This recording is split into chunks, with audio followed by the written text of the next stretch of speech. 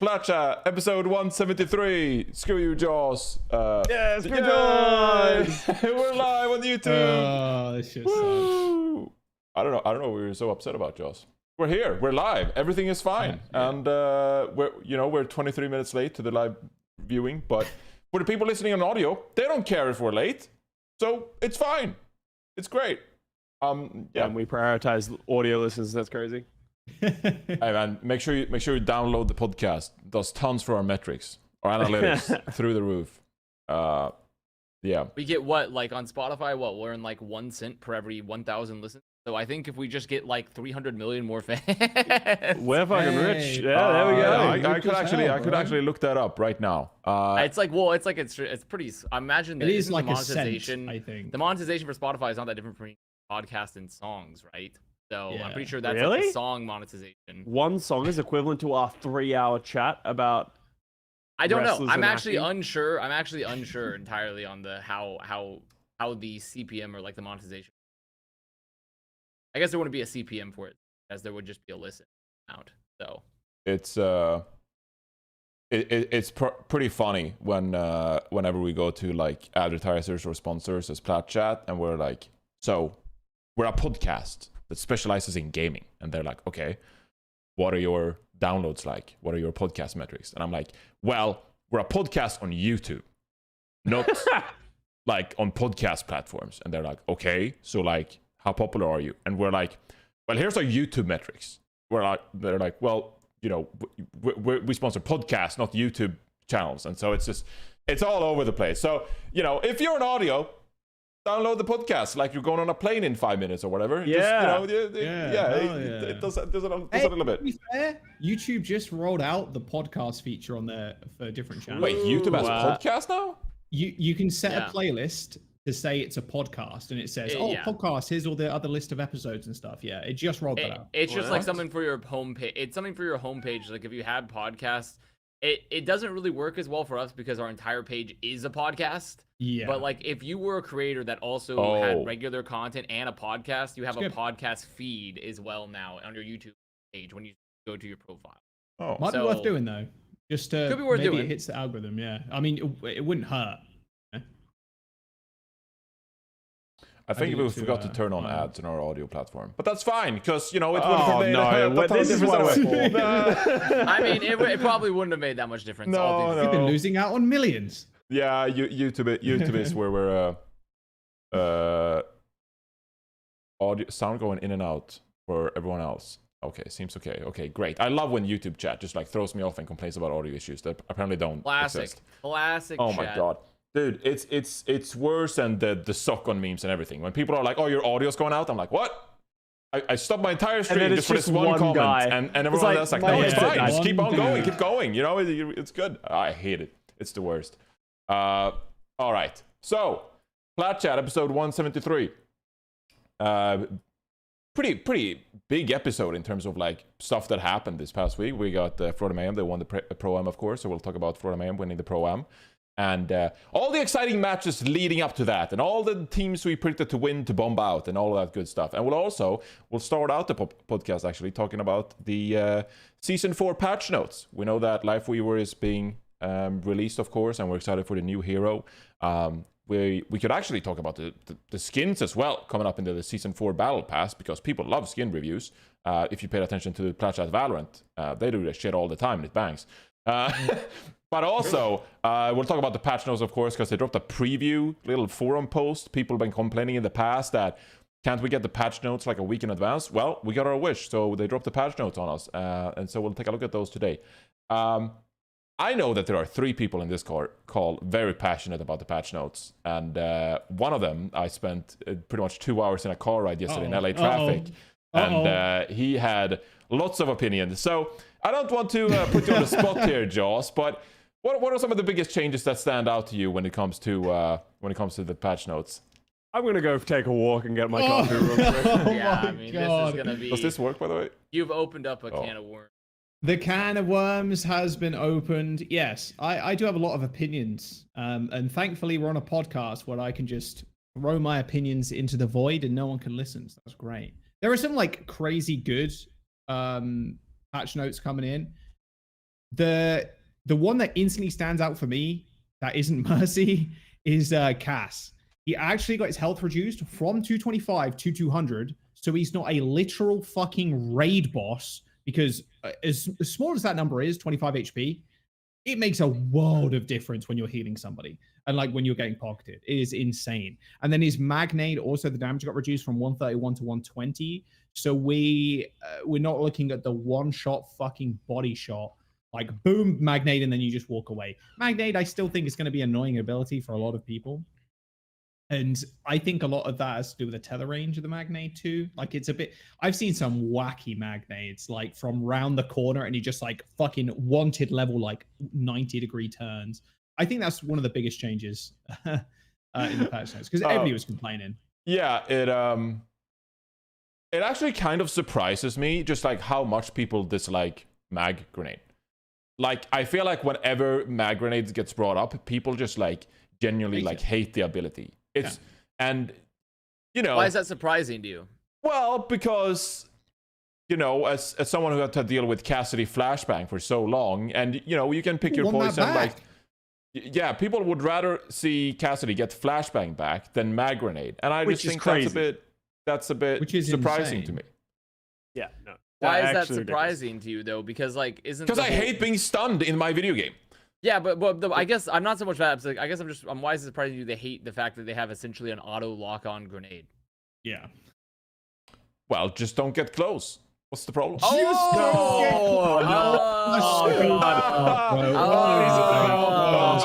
Genji base are upset. Oh, the Tracer players are losing it. Don't get close. The Tracer players are so upset. Me, when I'm the Genji and I'm not looking to get close at all, I'm going to be throwing shurikens from 3 miles away for the rest of the map. Look, I'm a Reinhardt. I got like, what, over 500 health? I don't care.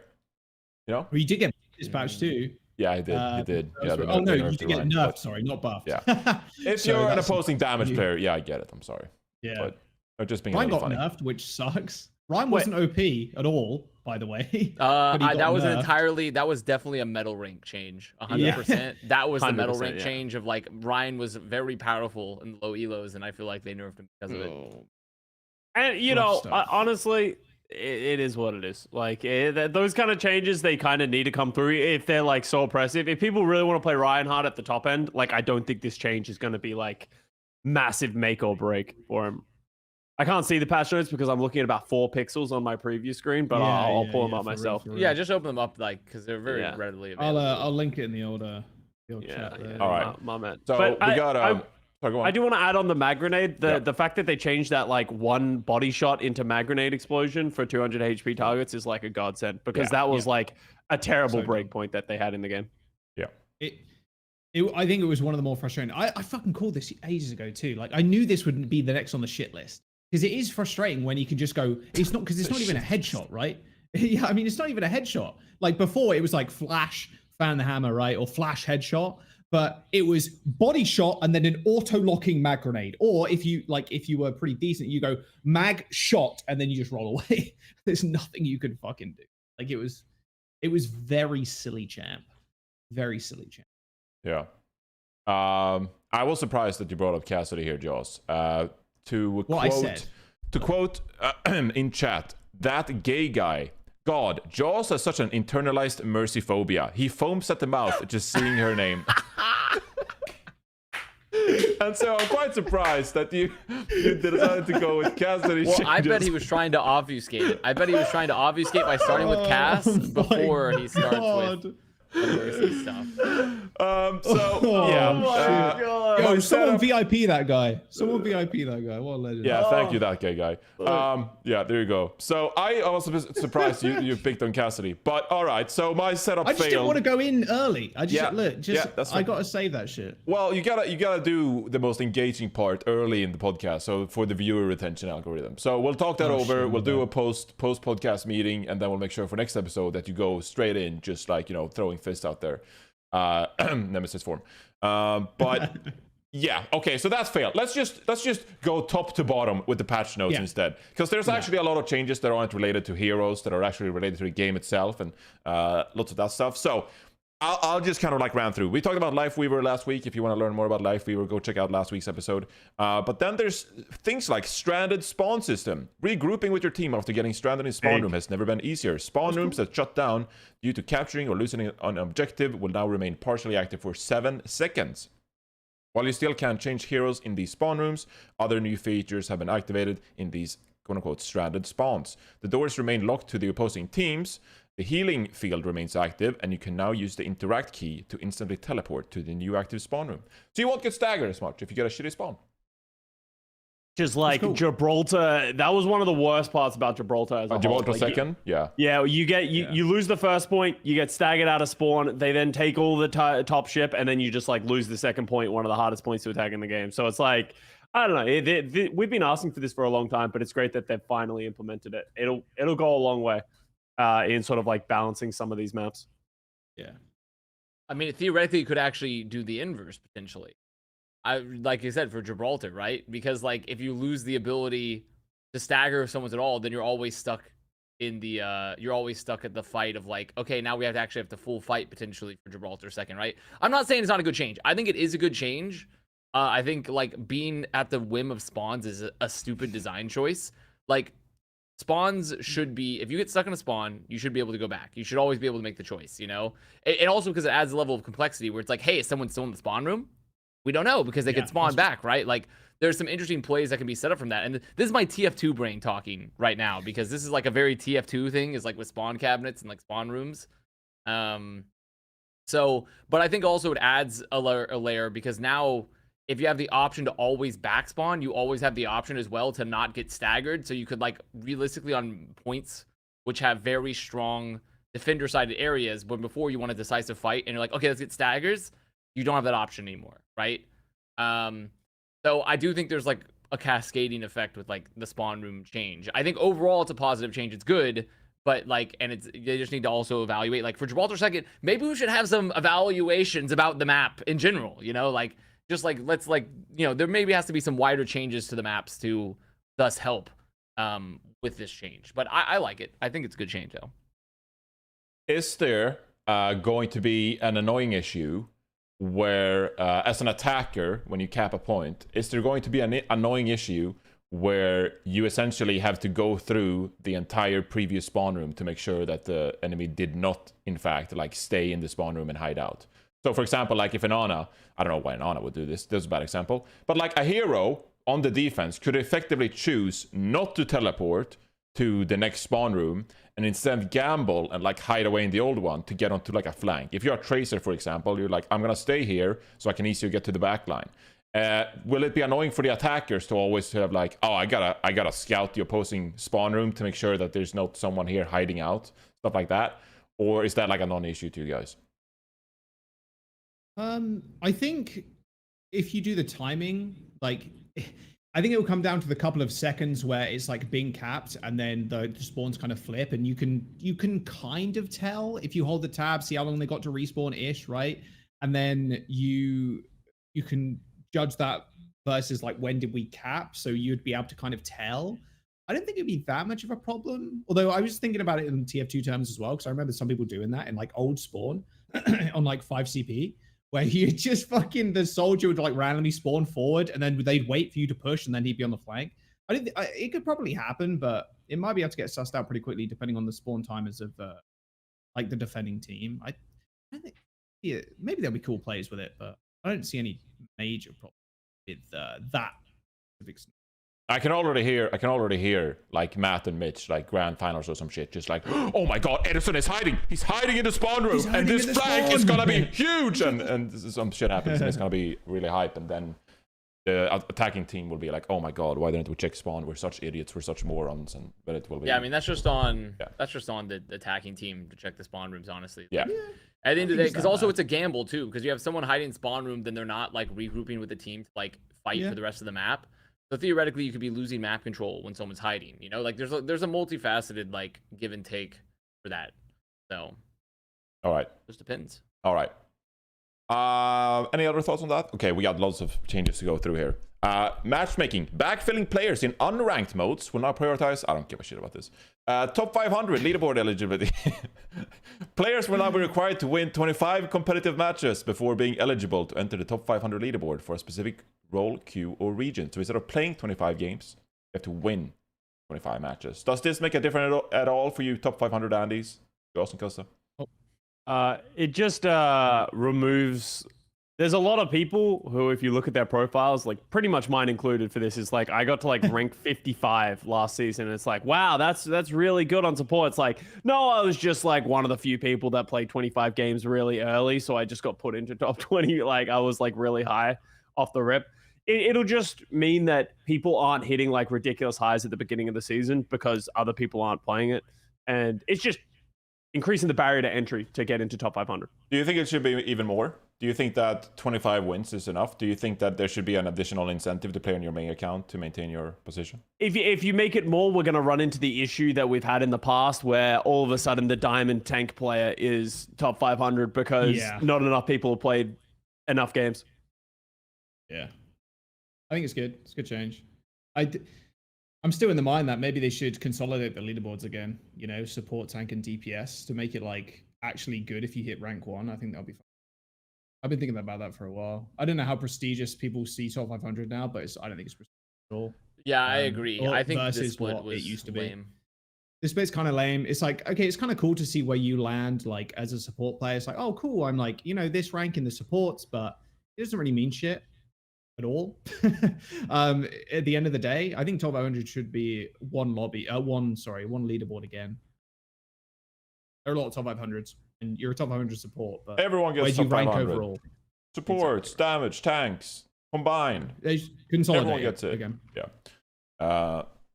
I'd agree with that. Competitive lever penalty changes. Matches left in different competitive queues are still considered separate for purposes of determining the lengths of suspensions or receiving a seasonal ban from competitive play. The start of a new competitive season also no longer fully resets the severity of these suspensions bans. This should hopefully prevent players from leaving competitive games at the end of the season without facing meaningful consequences at the start of the next. Matches left in competitive play will also have a more negative effect on a player's skill tier and division after a 5-win competitive update. Here we go. I'm of the strict belief that Overwatch players should be punished more, typically. I think all Overwatch players should be suffering more. So I think lever penalties are good. But I mean they are good because like realistically, there was never a punishment for like end of season games for someone to just like perma leave like a bunch of games and then they just go into next season completely. There was no change. Like it was part of the reason why end of season games were so brutal for people. It's why literally there's an ongoing meme: do not log on to play Overwatch into like the last week of a season, like ever, because people are just fucking leaving games left, right, and center. Like it's just like as soon as that banner appears that says 7 days remaining, do not play ranked. It is not worth it. The games just become silly. They become clown fiestas, in my experience. It's quite funny. Okay, so they're also making some changes to the competitive rewards, so you get a little bit more points. I mean, you know, even more if you're bottom. Who cares? Can't do anything with them. And some challenge titles thing is if you're open or play roles. Can I just comment on that? That's good. I like challenge titles. My God, have I seen a lot of like... Well, I don't care too much, but I think it's good that it separates them because a top 500 open queue is unbelievably different from like a top 500 like regular queue. You can be, I think, mid-masters or something. It might be even lower some of the time in top 500 open queue to get into the top 500 ladder. So like, it's definitely a good thing that it's separate. Okay. Here we go. Now we get into the meat and potatoes of some interesting changes here that I think you guys will have opinions on. Competitive match rank. The initial loading screen that shows all the participants on competitive matches will now show an icon at the top of the screen representing the average skill tier and division of all players in that match. This should provide players with a better comparison of their own rank to other players in that match. So, in Overwatch 1, we all saw when we loaded into the game what everyone's individual skill was, what kind of like, if they were top 500, they were masters, diamond, if you played at like 5 a.m. in the morning. Now, they're not going to do that, but you'll see the average placement of your collective as a team instead. Is this enough for you guys, or would you rather see them change it back to individuals? No, I think it's they're trying to hit that middle ground of like not giving too much information with that, while also like informing. This changes 100% because like so many people are going into like looking at one person's profile. It's like, I'm in the diamond game, and using that. Obviously, with the SR decay being removed, but we'll talk about that in just a second. Plus this, it should give the players a lot more information over what type of lobby you're in. And I think it's an important piece of information to give, just because like when you're loading into a game, it's nice to be able to be like, how hard is this game? If I'm in a game which is like, hey, you're in like a 4600 game, or hey, you're in a 4K game, like the way that you're going to play the game is very different. And it also just like, I don't know, you get to mentally prepare for what you're going to enjoy. Like if I'm in a 3600 game, I want to mentally prepare for what I'm about to sign up for. So I think it's just a net positive game. Obviously, us at the top end, we want more information because it doesn't affect us, but it's a more of a thing for lower ranks where they want to remove ladder anxiety from people who are like feel like there's pressure being added to them when they're playing ranked. Do not get it twisted. MMR and visible rank are different things. If a diamond player is in a fucking grandmaster game, Not anymore. it's probably because, well, yeah, not so much Less anymore. so now, yeah. Less so, but it's still not a thing. Like they're not exactly the same still. If a diamond player if a player profile is saying diamond, but they're in a GM game, more likely that they are a grandmaster player. Like with the hidden MMR of grandmaster, they just probably not fucking played in a while.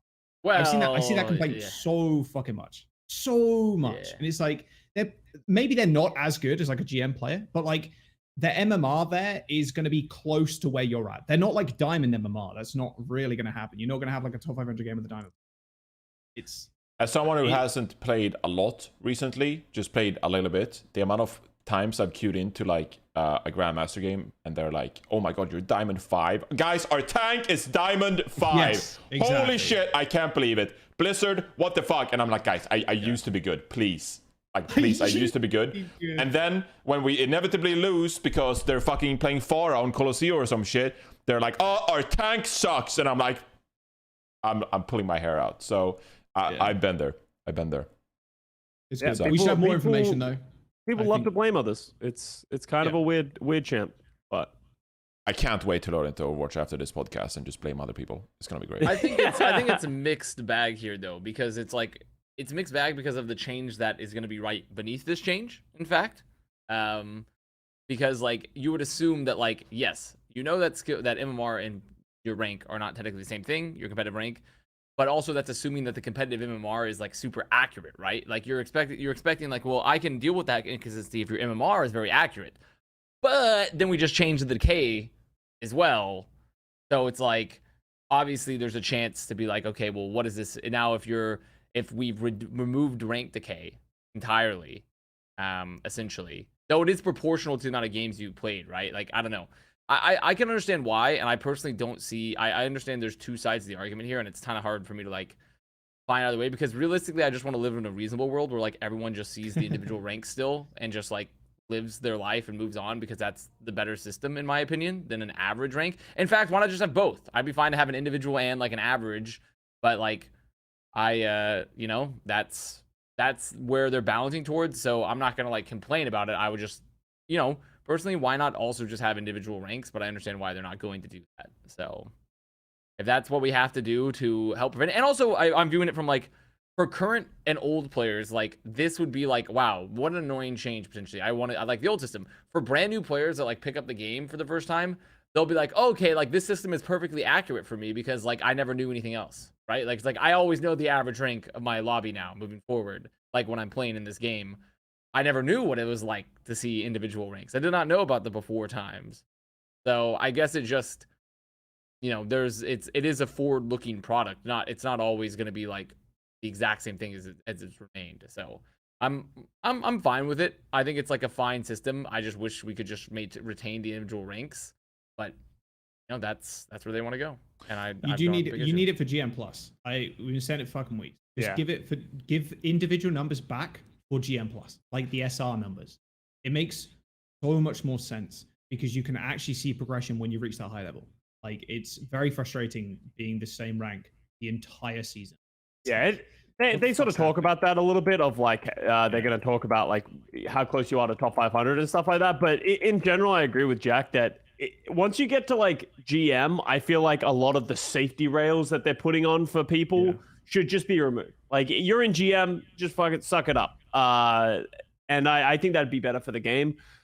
They've talked about potentially doing that in the past, and they are adding a couple of extra systems for top 500 in GM. But yeah, I think everyone would just prefer to be able to see ranks once you get to that certain point. But then it would be awkward if you end up with a diamond in your game, right? And it's like, well, now the diamond, you need to show the diamond's rank, but then you're going to need to show the GM's rank, but the diamond doesn't want to show his rank because he's in the GM game. So I don't know. I think there's never a good answer to this kind of shit, unfortunately. Yeah, and it was kind of interesting. I believe it was a few weeks ago where an Overwatch developer, they made like, I don't know if you saw this, like some Twitter thread or something about, how much people are divided into like playing quick play, competitive, stuff like that. And I believe the tweet said something about that majority of players do just play quick play or like arcade, like they don't play competitive.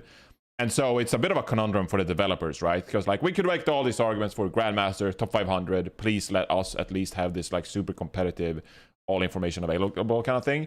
But if you look at the matchmaking system as a whole as competitive, they're actually just trying to get probably some of those quick play people to get invested in competitive, because competitive is by nature a more kind of like you're more invested in competitive than you would ever be in quick play.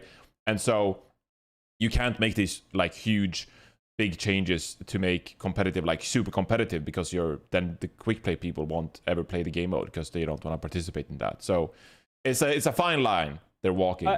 I wanted to add on to that because as well, a part of like what I thought that tweet was trying to highlight as well is that, and this is important to remember when you're looking at Twitter. I can't remember who tweeted it. Sorry, by the way. Yeah, I can't remember who tweeted it as well. So it's a developer, but it's like, we're on Twitter, we're on Reddit, you're on a YouTube podcast talking about competitive Overwatch. Like, we're in an echo chamber of competitive gamers, right? Like, a lot of the people who don't have voices because they don't care about social media or talking about it online, most of those people are very casual in quick play where they're not affected by it. So a large majority of the player base aren't affected by these decisions, but we're in an echo chamber of us all talking about it, but we're the minority at the end of the day of like what we want in this game.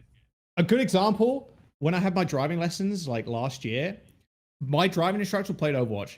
Didn't know anything about the Overwatch League, so obviously it was like the explanation of like Overwatch League and shit like that. He plays on, I think it was like PS4 maybe, or Xbox, one of the two, but he plays with his girlfriend all the time, and they play ranked every now and then. He was like a silver player, and he was like talking about ranked and shit like that, and that he is, and like his girlfriend was, they are the casual audience. They rarely play competitive. They do every now and then, but like they mainly play quick play and arcade is what he said. Like he doesn't really touch ranked that much because he can just sit and play with his girlfriend in unranked and like fuck around in arcade and shit. Like, we are the minority of the minority of the minority, especially in like GM Plus 2, right? Like, that's a very small percentage of the player base.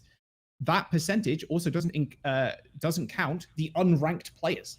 So like, it's a very small percentage, and then it gets even more minuscule when you include the general player base too. I do agree with Johnny, and like, it's very hard to put it into perspective how small of an audience it is. Like, yeah, just a quick comparison. So, it's not, it's never 1-to-1 really. But, if you look at someone like CarQ's video about Overwatch 2, every hero change for Season 4, 1.5 million views. And this was released 4 days ago. Pretty good. That's an insane, like, viewer number for every hero change for Season 4. What was the Pro M viewership again? Casual players. 4,000. So it's we're in the single digits, guys, when it comes to people who are invested in competitive Overwatch. So it's if they're trying to make some changes to the competitive game mode, it's probably not catered to the people who listen to this podcast, and I've at least come to accept it at this point. But when it comes to top 500 or Grandmaster specific changes, I still think we have a voice in being able to change the game for the better, and what we'd like to make sure that we can enjoy the game. So yeah, we'll see. Someone said that the Pro M VODs has high numbers. I'll give it a look just for you, buddy. Oh, I don't know. What are we defining as high? Okay, all right. It's higher than I thought. 252, 287. Oh, yeah, So, there you go. you know, if you have an 8-hour long live stream and there's 287 people who press it during 8 hours or something, all right, fair enough. Okay, I see it. I see your point. Let's continue on with the patch notes here. So we didn't talk about the decay, right? Do you have any thoughts about the decay here going to the seasons? I can speak to it. I think the decay. Personally, here's my hot take: is I actually like decay, but I come from someone who is able to play enough to be able to usually catch up to whatever the decay is each season, because I like seeing my number go up. I'm a simple human being. When it goes up, it gives me serotonin to my brain. But I can understand for other people who don't get to play that many games, it can be frustrating because you never really know what your true rank is. On top of that, I think they were removing decay just because of a lot of the issues that's happening with people, you know, like the matchmaker of, I have a diamond in my game. It's like, that's not their true rank of what the MMR is putting them in this game for. That is their decayed rank, but how do you explain that or justify that? So I kind of want to see how it works without decay. I think it's a good idea, and just sort of see how it runs out. It'll be better for, I think, people's mentals. The one thing that I will say to a lot of people who have been asking for no decay, now that there is no decay, your rank is probably not going to go up very much. It is probably just going to hover around the same thing. You are going to play hundreds of games and you might go up 1 or 2 tiers because you don't improve that quickly. People don't improve that much all the time, especially if you're not focusing on improving. So there's going to be a lot of stagnation, and I think that's going to lead to a pain point now that decay is gone. So to be clear, you don't like decay? No, I like decay. Okay, you like decay. Okay, right. Not from not decay over professional Overwatch. Well, he's okay, but I feel like words are being put in my mouth. Okay, I just wanted to clarify. Just wanted to clarify. So yeah, season 4 they dropped decay. There we go. Moving on. Wow, I'm so dumb. Moving on to the hero updates in case. Well, we talked about Cassidy already, but there's a few changes. You mentioned Reinhardt earlier. A pretty small change where armor health reduced from 300 to 250 and base health increased from 175 to 200. Not the largest of changes. You address this as a metal rank kind of change here, and I think that's pretty apt. But you know, no massive change here, I think. Yeah, I mean, it's just a straight nerf. Yeah. Just a straight nerf across the... It's like, there's not a humongous nerf, but it's definitely a nerf. Like a relatively, a bite-sized nerf for sure that will impact how strong Reinhardt is. Yeah. Yep. Small little change here. Sigma. Accretion. Impact damage reduced from 60 to 40. 80 damage total with explosion. Knockdown duration, increased from 0.8 to 11.1 seconds. Or 1.1 seconds. 11 seconds. 1.1. Crazy. It's a big rock, guys. Like Rodog's chain hook, Sigma's accretion and primary fire combo can be highly lethal and can feel like a guaranteed kill against 200 health targets. We're reducing the damage slightly to require an additional volley of primary fire, but are also increasing the stun duration to provide allies with more opportunity to follow up on successful impact. So I actually have a take on this one, but Jaws, I want to start with you first. You don't think this is a big deal? I always felt whenever I get like 1v1 by a Sigma, like I feel like they're always a good Sigma player. I don't know if anybody else feels the same way. If they can land an accretion plus like actually land spheres straight up, I always thought, I was like, oh, okay, wow, that guy can, okay, he's good at the combo, you know, like he's not bad. I don't think it's the biggest, it doesn't feel like the biggest change in the world. Obviously, when you think about stuns, knockdowns, sleeps, shit like that, when we transitioned to Overwatch 2, they tried to remove a lot of that. So it's interesting to see them like pushing up the numbers on the knockdown slightly.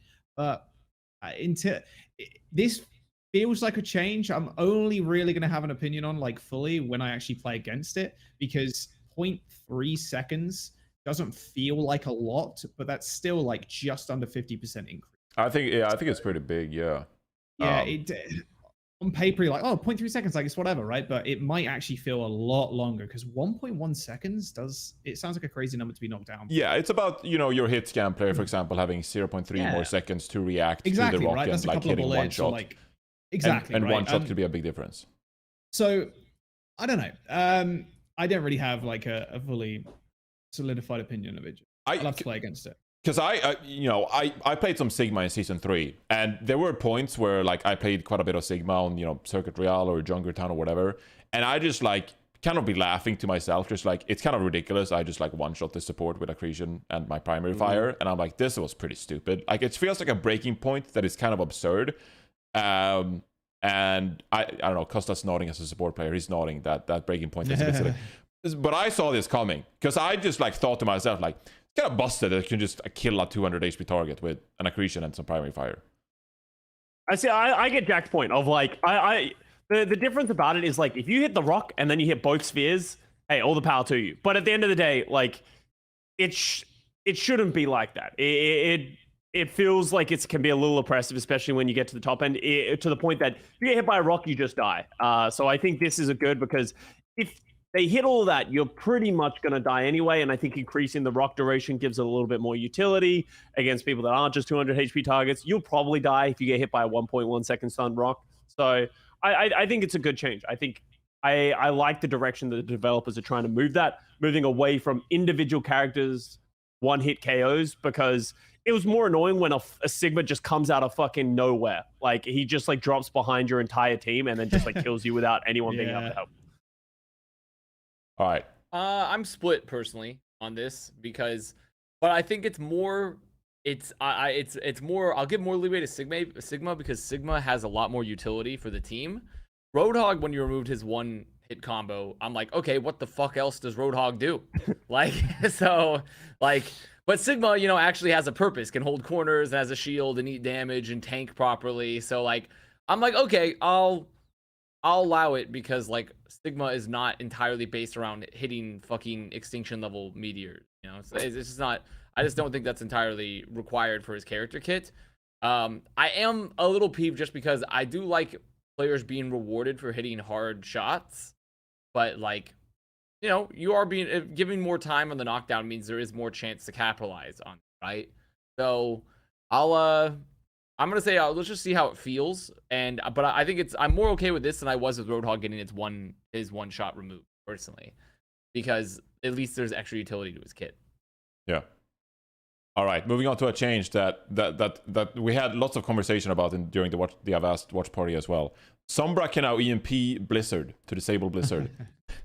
This is just confusing. This is just confusing. It's literally just a confusing change. Like, I'm not for or against it. I'm simply confused. And they're arguing consistency with how it affects device-controlled ultimates.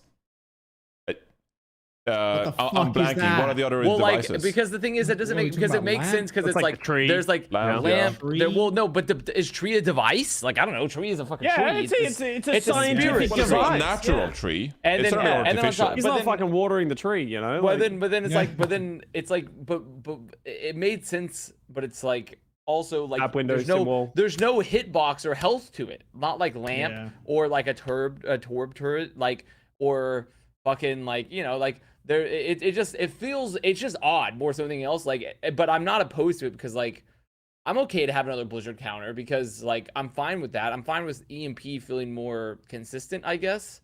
But at the same time, I'm just like, well, it's just odd. But I'm sure, like, I don't care. Like, fine with it. It'll just take some getting used to. Yeah. Well, it kind of feels like they're trying to move EMP more towards being an ultimate that counters other ultimates rather than being an engagement tool, because I feel like they don't know how to balance fucking EMP. So I think they're trying to make it more of a counter strat style of like playing the game. Which we've never seen the interaction, but does Bastion's ult get canceled by EMP? I've never seen this interaction. No idea. It's a transform. I don't think I've ever seen those two characters against each other.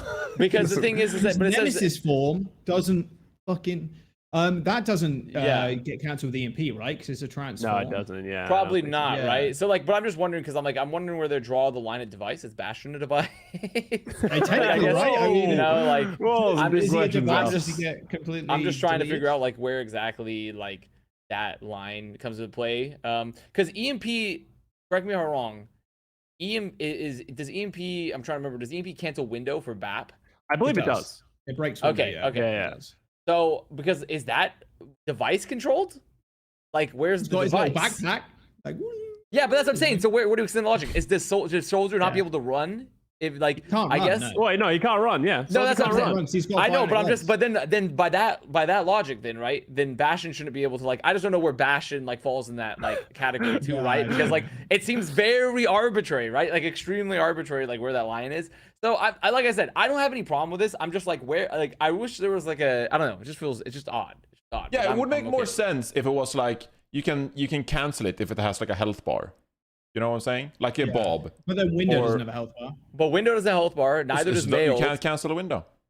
Yeah, I mean maybe you shouldn't be able to cancel window, right? Just like the line is, they're trying to make it more consistent, and I'm like, this is not consistent. Because also, This is why making doesn't it less why doesn't consistent. why doesn't Rush get canceled by EMP? Well, that's That is spirits. spirit energy. Spirit, Yeah. spiritual Yeah, energy. That's so stupid. He can't shut down That's so spiritual why awakening. why should we be able to hack Kiriko? then? I don't fucking know, dude. I don't know. That's the whole thing. That's what I'm saying here. Is like it's because like what if they There's an add more electric spirit bike. characters? What if we just become Pokemon and it's like all the spirit types are really What do you strong mean? against We just- Sombra? Like that's what, like what if it's like all the spirit type Overwatch heroes are really good against Sombra, the tech Overwatch heroes? Like you understand what I'm saying here? Like obviously it's extremely hyperbolic, but like theoretically as we add more and more characters, if there's more characters that keep that archetype, right? We just open up more weird cans of beans and worms, you know? Like it's just like all the cans, every can is being Beans opened. and worms. Okay, Damn. and- So I don't know. I mean, it's just something to think about, right? It's just something to think about as we move forward. Because as we add, if it's only saying like it does not affect people with spirit energy, then like Kiriko, then like, well, I mean that's strange, right? Like I don't know. So But can't I do- don't think yeah. you can define it like that because then all of a sudden the decisions of like the character's lore-based lore decision starts at that point. affecting the Yeah, character's exactly. strength against exactly, certain which is characters. what happening Which right is now not. with Kiriko, right? Like Well, no, now technically- it's just like a case by case basis. I agree with you. Like, as I don't even know Yeah. what I'm countering you for. I agree with you. Like, it would just be nice if there was some form of standardization between it. Where's my Braddy strategy guide? Hang on. Let me go find that. Okay, shit. we Let don't me have to look at the discuss fucking this one calendar. anymore. I just wanted to talk about how I found it odd. I found it think it was a good odd. I found it idea. very Overwatch odd. Pokemon, I'm down. You know. Yeah, Yeah. I think you're onto something there. Let's do a custom Right, potentially. arcade game mode for it. Here we go. All right, moving on. On a sleep dart, maximum duration on tank heroes reduced 30% from 5 to 3.5 seconds. Developer comments: we've been watching how effective sleep dart has been in 5 versus 5 gameplay. It hasn't been overly disruptive as a whole, but since it is significantly more reliable to land against tank heroes due to their large hitboxes, and even more valuable to do so with only one tank on the field, we're reducing its maximum duration against those targets. Yay, Winston players! Woo! Let's go! Yeah. I'm pumped to get into season 4, guys. It's gonna be fun. This might be too much, is what I'm gonna say. I feel like, yeah, I understand the change, but it might just feel fucking awful as an Ana player because they're gonna nano or Winston at you. You're gonna hit the fucking god tier sleep, and they're just gonna fucking wake up on their own. It's not like anyone's waking them up anymore. They're just gonna wake up and then still beat the shit out of you. So I kind of want to see how I feel before I start like knee-jerk reaction to be like, this is some bullshit. And it is a problem, especially with characters like Ramatra, who has the hitbox of a planet. Like, it's impossible to dodge that sleep against a good Ana. So I see where they're coming from. I'm just, as an Ana player, I feel like I need to protest this. I think it's reasonable enough. I think if they had brought down the sleep time more than 3.5, I would probably be like, holy fuck, that's insane. 3.5 is right on the edge where I'm like, okay, like that's reasonable enough to where I can understand the trade-off here of how easy it is to hit versus the strength of it. I think I'd be perfectly okay with it. I would not ask any questions if they raised it to 4. I think if they made it like 4 seconds, like flat, and so they've reduced the total time by like what, like a second, I'd be like, okay, that's fair. Like 3.5, I'm like, oh, it's right on the edge, but like still like fair enough. Because like there is a real argument to be made, but like there are so many plays even where, because sleep is not a guaranteed hit on against good tanks by any means. Like, because good tanks will, good Winstons will play their bubble. Good Winstons will wait for like cooldowns to be used before going for the dive, right? And like, like and then you're waiting for the cooldown to come up like mid-fight. So like you're looking to try to hit this like mid-fight, and like they're dropping the primal on you after the dive has happened, and then now we're looking for the sleep. Or like, etc. Like the fight breaks down. Like there's a lot of scenarios where like sleep is like, yes, it is theoretically easier to hit it on a tank, but like this is like kind of like once again a SR disparity thing of like, yes, better Anas will hit more sleeps, but also better tanks and better teams will like will pretty much nullify the value of sleep a lot more. So, and then if you hit one, you should be rewarded for it. So like, I don't know. I'm kind of mixed, but it's only for tanks, so I think I'm okay with the change, and I'd like to see how it plays out. And I think it's an interesting idea to like specifically only tanks get slept less, because I feel like that is like somewhat fair and in line with the philosophy we've had with tanks. Overwatch 2 is like they have certain empowering abilities, right? So, I mean, there are a few scenarios where this could be really impactful at a high level as well. You know, Winston Primal is, you know, one example. But also Ramatra, like Sleep Dart is supposed to be like, you know, a bit of a counter to Ramatra in some ways. So, you know, earning 1.5 second, it's going to be quite big. I just feel like gut feeling as a tank player, I feel like if I get slept because I'm a bad player, 5 seconds can feel like we've already lost the fight. Like if I dive in and I get slept, it's like, oh, we already lost 1 or 2 players while I was asleep and we lost the fight and it's over. 3.5 seconds, I feel like just gut feeling, I have more of a chance to get back into the fight before it's actually over and like make an impact, and I'm not as punished for my tank mistake. So I feel like it's going to be actually quite a pretty big change. My second question to follow up on this change is, how upset are we that Ana is now kind of like getting nerfed and Kiriko might just be back to being like flex support meta? There has to be metrics that they're looking at that Kiriko is not that good at lower ranks. It's lower ranks. It has to be it. It has to be that, because right now, like, there's no reason. Like at the top end, we can all agree that Kiriko is just ridiculous. But you know, I wouldn't be shocked if like Kiriko just is nowhere near as strong at lower ranks. Especially now that they've nerfed her healing, she can't just be like a heal bot as much anymore compared to other characters. So it has to just be lower ranks. But like her swift step should get changed. That's not something that I think is going to dramatically affect the lower ranks. Of like, if it goes, what is it right now, 8 seconds? Put it up to like 10 seconds and mean that there's like more of a punish window for that. And then obviously we don't want to go into the Suzu echo chamber again of like, this ability does way too much and way too much against certain characters in particular. So yeah, it's kind of crazy that Kiriko also got another pass in these patch notes. Yeah, I mean, to be fair, like I doubt Ana will follow the meta, because there are going to be maps where you're still going to play like Ana Kiriko. Like Ana Kiriko will still probably be the default comp for like a lot of maps like Blizzard World, for example. But you will like, it just further cements the fact that like when you're looking at maps that don't have long sight lines, and like especially like escort or hybrid maps or stuff like that, like you're like, I'd rather just play Lucio Kiriko all the time versus like, right, like there, like that's when the calculus really comes into play there, when you bring in the Ana. So it's also, I think it's worth noting, Kiriko is not overpowered anymore. Like now that they've sort of changed a couple of things, she's not overpowered, but she definitely still needs a pass with just like how strong Swift Step and Suzu are. I don't think she's that far away from being balanced. Just those two things need to get sort of a look. I'm just very tired of having people pick Kiriko in my games in Overwatch. Yeah. That's it. It's just, I get it, guys, that it's like playmaking hero that can teleport around and like get frags and stuff. But I don't know. She bugs me. I'm like, please, I don't want it anymore. Yeah, dude, the stupid bike and shit. It's so dumb. Brigitte. Now we're getting into the meat and potatoes here. Oh boy. Rally. Brigitte now gains 100 restorable armor health pool for the duration of rally. Brigitte no longer gradually builds temporary health like her nearby allies. Rally now upgrades her barrier shield, increasing both its size and health, and barrier health increased from 300 to 750 during the ultimate. During rally, shield bash now impacts multiple enemies and briefly stuns them. Bonus movement speed reduced from 30 to 15%. And, you know, while you react to this, I'll just bring up the Brig shield. Because also, by the way, the Brig shield, I don't know if you've seen the videos, but I don't know if there's been something to correct that, but last I saw from the footage of it, it goes through Rhine shields still. Yeah, there was rumors that it goes through other shields. Like, so it'll go through shield to be able to stun. That's old Brig. That's back. That's actually Brig. Like Brigitte back on her bullshit type of shit.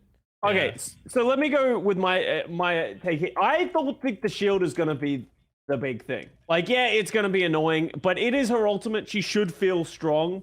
I feel like they've just massively overdone it, because for me, it's not the big shield that can bash multiple targets, because realistically, you're very rarely going to be able to get multiple bashes on people because they need to be lined up.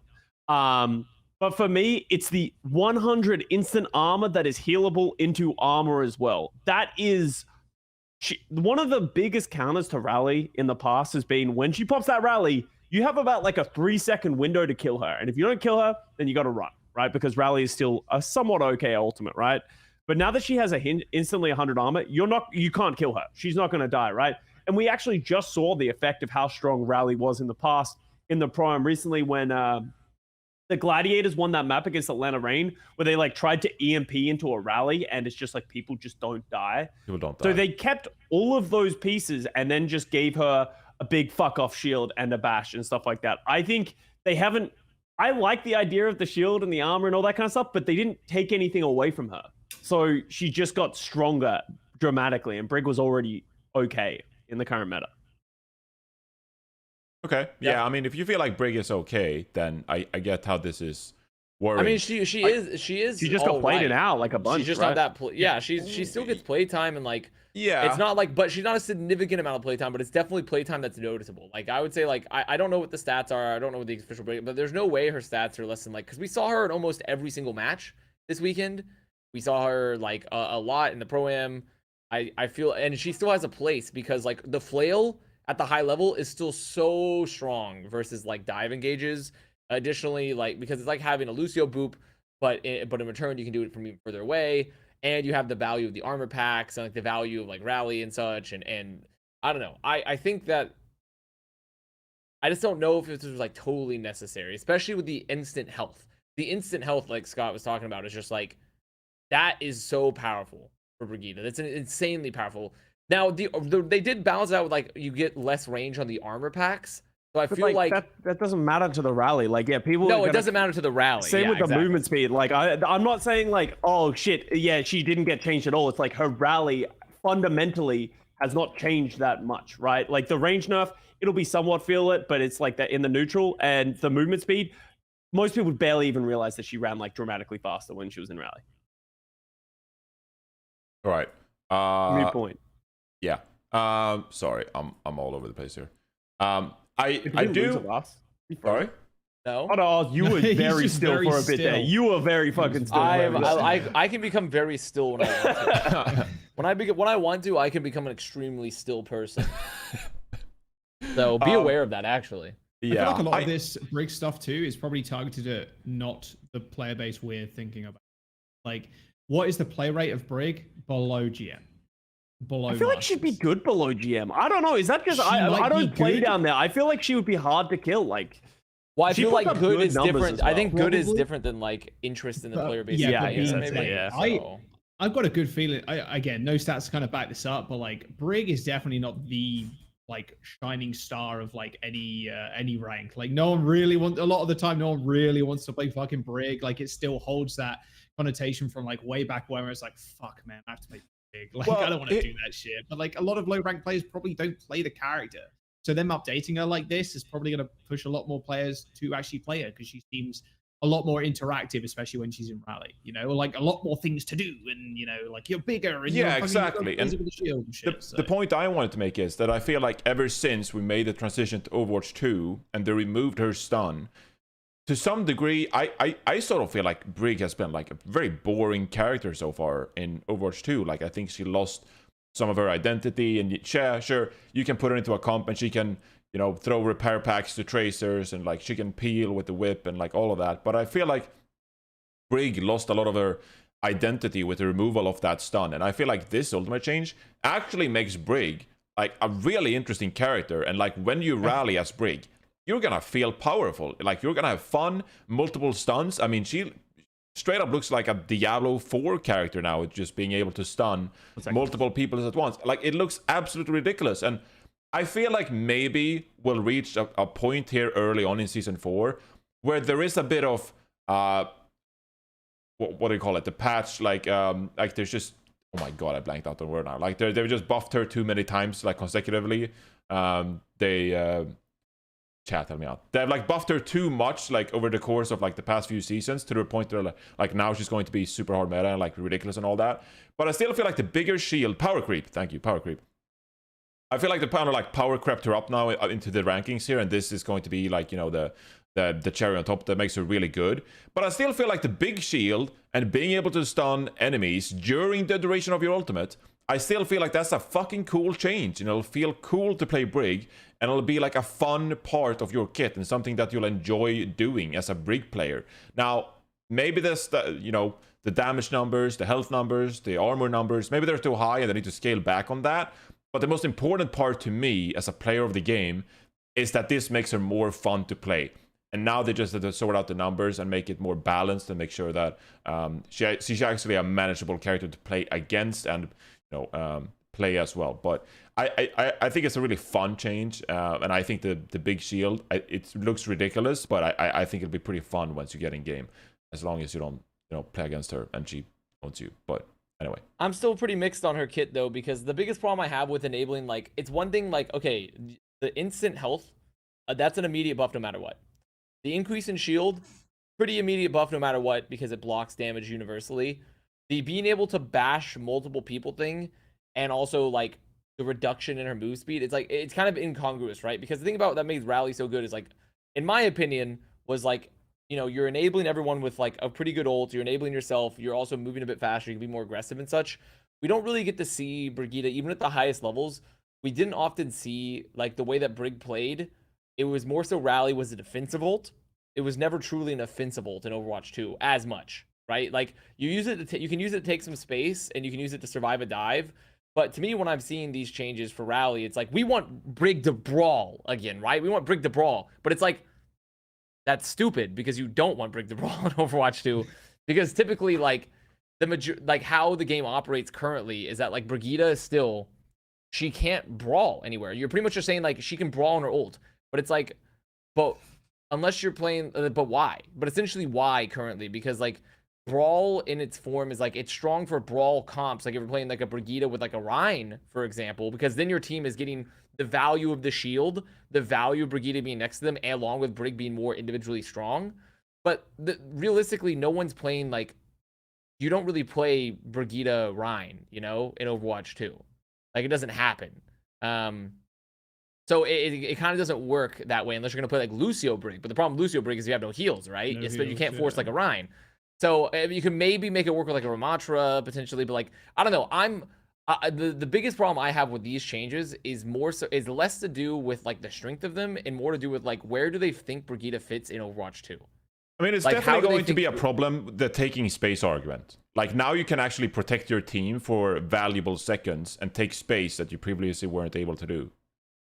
Sure, and I think I still think that's very, very valid, for like being able to take space for valuable seconds. But I'm like, saying that could be a bad thing. But if your whole ult is based, or if your most valuable component of your ult theoretically is like, I'm going to use this to take some space, right? Because once again, how do you follow up? How do you follow up with Brigitte to take space? Like, I think that's a big portion of it, is like, without a Lucio, right? You can't play Rush, so you're playing Dive. You're playing Dive to take the space. Like, so I mean, I don't know. I guess maybe I'm just like more concerned of like, where does, I've always just had this thought is, where does Brigitte fit in Overwatch 2 currently at all to begin with her current hit and like how tanks work? Because to me, she feels like a flank enabler, like a flanker enabler that also can help pocket the back line.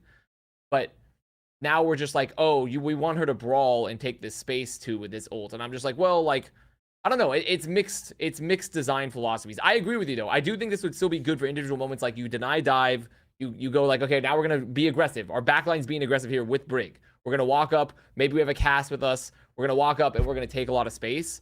But it feels like to me, like the ult then is very like, it just feels like you're kind of just like, you're pushing for like a bit of objective. Like you're just like, I'm going to move from this high ground to this high ground versus like, I'm using this to win a fight, I guess. Do you understand what I'm saying? It just feels too segmented. It doesn't feel like it's a holistic enough ult in the space of where Brig fits in Overwatch 2. I don't know if I explained that properly. But like they say, for example, beat. Beat is like, they committed ults. Everyone, take beat. Like, everyone get beat. Like, let's fight. Or like, okay, we're beat engaging. Let's get in there with the beat, right? A nano, it's like, okay, we're using this to like set up for one person to get in there. Then we fall up and take the fight. Like, I don't know. Brigitte, it feels kind of mixed in between that. But I guess also in a way that kind of works is like, if you just want to enable your cast to walk forward with a Brigitte, then like, I guess it still works. Well, like I think cast is, like actually a mild example if you compare it to like enabling Junker Queen comps and Reapers and like protecting them moving up towards the enemy team. That's like yeah, but I mean, but once again, like you're not really playing Junker Queen big. yet. Is like because like what's the yeah, but what's the synergy, right? Like the synergy there is like you're still having a neutral fight the majority of the time. So like you're simply saying Brigitta's only useful during the ult then at that point, right? I'm just essentially like my argument essentially like maybe with a bigger shield and being able to protect your team and be more survivable, you're enabling characters that have a big problem like getting to the enemy opponent. But also, but you're only enabling them on ult, right? Like that's the problem, right? Is like that's the inherent issue I have is like you're essentially saying like she can get them from point A to point B, but it's only during ult. Like it's only during ult. How does that help you more during the fight? Why would you play Junker Queen Brigitte like the rest of the time specifically? Because you do nothing else for the other 80% of the fight, for like the 80% of the comp's existence. We'll see. I do think that there's a bad part of this change though. That, you know, with the wider shield, I think there's some bad elements to it. But my takeaway anyway is that I think it'll be pretty fun if you're a Brig player. If you're not, then sorry. Yeah. It's gonna suck. It will be fun. It'll be okay. We'll have to clip that. In 3 weeks, people are gonna look back on this and be like, it's gonna be terrible, probably, and we're probably gonna be complaining about it in a week. But it like, hey, fuck it. We haven't played that much Brig in this meta. Hero's gonna come and go, except for Morello, which we'll talk about in a moment. yeah. But first, Jaws. Time to get silly. Here's our favorite moment. Jaws the cast clip. rants about Mercy. Here it comes. Mercy. Moment of the podcast. Healing per second increased from 45 to 55. Healing is no longer increased for allies under half health. Guardian Angel. Cooldown reduced from 2.5 to 1.5 seconds. Jump and crouch cancel active ability state duration increased from 1 to 1.5 seconds. The jump and crouch cancel active ability state can no longer be manually interrupted to begin the cooldown early. And Valkyrie, support role passive healing is now active for the duration of Valkyrie. Developer comments. The recent increase to Guardian Angel's jump cancel mobility still needs to be kept in check in same way, but while the last iteration was simple, it also had some unintended effects, such as not being ready to use GA again after flying in and using Resurrect. This revision provides more flexibility and allows Mercy to opt in to an additional 1.5 second cooldown when using the increased mobility from the jump crouch cancel options or otherwise waiting for the base cooldown time. Jesus Christ. The increased healing multiplier condition on the staff was intended to help Mercy players feel more agency in trying to save critical health allies and to add more depth to the healing mechanic without changing the total time to heal to the full health. However, the overall rebalance of the healing values received significant negative feedback, both from those playing as Mercy and those playing against it. There wasn't a satisfying middle ground where we could reduce the potency of this effect while still having it feel impactful. So, we're reverting it. That is the funniest fucking line in that fucking. Can we actually? Okay, that's two. Can someone count how many times George says "fuck" during this monologue? Look, it's very funny that a lot of balance changes have gone through the years, and they admit that hey, there was significant negative feedback from both people that didn't play and played the character. So like, you know, there's a lot of listening in onto people that, you know, one trick and people that actually just play the character normally and people who play against the character. I think it's funny because when the healing change gone through, I don't think there was a single person. Well, there were people that liked it, but a single person that didn't one trick the hero that were like, this actually could be very bad. And holy shit, were characters immortal. Mainly Cassidy. That fucking combo with the extra 25 HP was unkillable. Like, having the increased HP regen when someone was below the 50% was insane. So removing that and just upping a healing per second, I actually think is a good change overall. I don't think I'd find many people that were like, no, that fucking sucks. Like, this is actually just a straight up good balance change, because especially when you have like an Ana on your team too, where like you hit a nade on a fucking tank and then you don't have to shoot her, shoot them, don't worry, because Mercy then just beams them and they're 100% HP again. Because of the increased from both the nade and from the beam. Like, it's just a good change overall. The GA change, it was good before because it punished Mercy players that were bad. And it punished Mercy players that were flying in, using the fucking movement ability, then instantly flying away again as soon as they were under pressure, right? And the increased cooldown actually gave us windows where you could punish Mercy as a character that went for dumbass fucking plays that they knew they could get out of before. Mercy was a very strong character when we came into Overwatch 2, and they actually saw to that. This new mechanic, which you need a fucking PhD in rocket science to actually understand, it seems on the surface to be quite good. It does, because it actually gives you windows to fucking punish the character, which you didn't have before the 2.5 seconds. Why are you holding your fucking hands up? He's counting. He's counting the amount of fucks. Oh my god, you're counting the amount of fucks, huh? That's fucking crazy. That's for me, actually. Like, at the end of the day, the character is extremely silly in Overwatch 2. You still are going to pocket one person and damage boost them from around the corner. They do not fix the fucking res either. When you don't have to LOS a fucking soul, you don't have to even do much to fucking res somebody either. Like, and the distance is from you to fucking Zanzibar, you know, like that's still ridiculous. The GA change, though, I think on the surface does seem good, although it might seem a little clunky. But having a cooldown that comes into effect when you end the ability is good. It shouldn't be in effect when you are flying through the fucking air and hitting your goddamn super F-14 fighter jet ability. That was the problem, and it still is. I still don't fucking like it, but you know, giving more time to punish is good. All right, how many we up to? 17. That was 17. Not bad. That's lower than usual. Well done. 17 fucks. Come on, come in. Yeah, I do find the well, I don't know if that was a manual camera trigger from Johnny, so we're stuck on you on the one because he's not sitting down anymore. I do find the it's kind of crazy how complex the notes are for GA. Yeah. When it's like, it feels like when I was doing basic logic gates during my electrical engineering degree, where I'm like looking at and or gates and stuff. It's like, okay, so this state will be active for 1 second, then we're gonna hit the rise trigger here and we'll go to this. Like, I'm like, holy shit, like this is so, there's so many like states and active moments here in GA that we have to, like, as a player, you have to parse through now currently to understand it. But at its baseline, like, yes, the ability should typically, most abilities, in fact, not every ability, because it should be a case-by-case basis, most abilities the cooldown should start when you use it. Or when it's over, I should say. The cooldown should start, like, after you activate the ability to when, like, then it's, like, over. Not during the midst. So you like this change? Well, wait, but that is what this change is. As soon as you jump or crouch, then the ability cooldown starts. So as soon as you cancel the initial travel. Yes, I'm saying that, in my opinion, I'm agreeing with Jack. What Jack was saying is that, like, the ability, in my eyes, most abilities should be like, you use them, and then the ability is like, okay, we have used the ability, we have completed the ability, it's happening, and then the cooldown begins. You know? Not, I have pressed the ability has started, and thus the cooldown starts, right? In my opinion. I think it's like you should have to complete the full, like, you have to complete it, and then it starts the cooldown, is what I'm saying. I don't know if I'm explaining that properly. No, I think you are. I think where my disagreement comes is, like, the way that the Mercy GA works is, like, how long you're using it for is very different because of how you're hovering in it, right? Like, just because you cancel the GA with a jump or a crouch doesn't mean that's the end of your, like, what you're trying to accomplish. And you don't want to have to press that button earlier just because you want the cooldown to start going.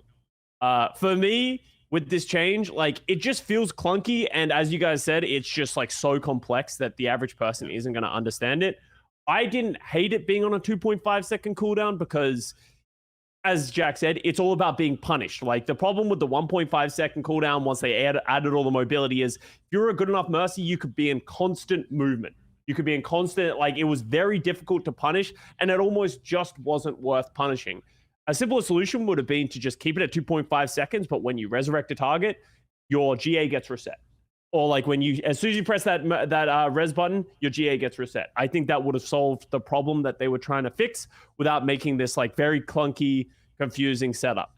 On top of that, the thing that we haven't talked about is, you thought Mercy was unkillable in the moth fucking meta. Oh yeah, good luck. She has the support role passive plus the sympathetic binding now. So she is going to get the ridiculous amount of healing that she got from people, which was frustrating with the Mercy last patch, because if there was just no one to heal, you couldn't heal yourself in Valk. which was really frustrating. So I like the support passive being here, but if you're going to add the support passive back, you need to remove the sympathetic binding, because in a fight, she is literally going to be unkillable unless you one-shot her, which shouldn't be how it is. I like the triage healing idea, but as Jack said, it was fucking ridiculous. Like, it was just, people were unkillable. You were able to pocket people in combat.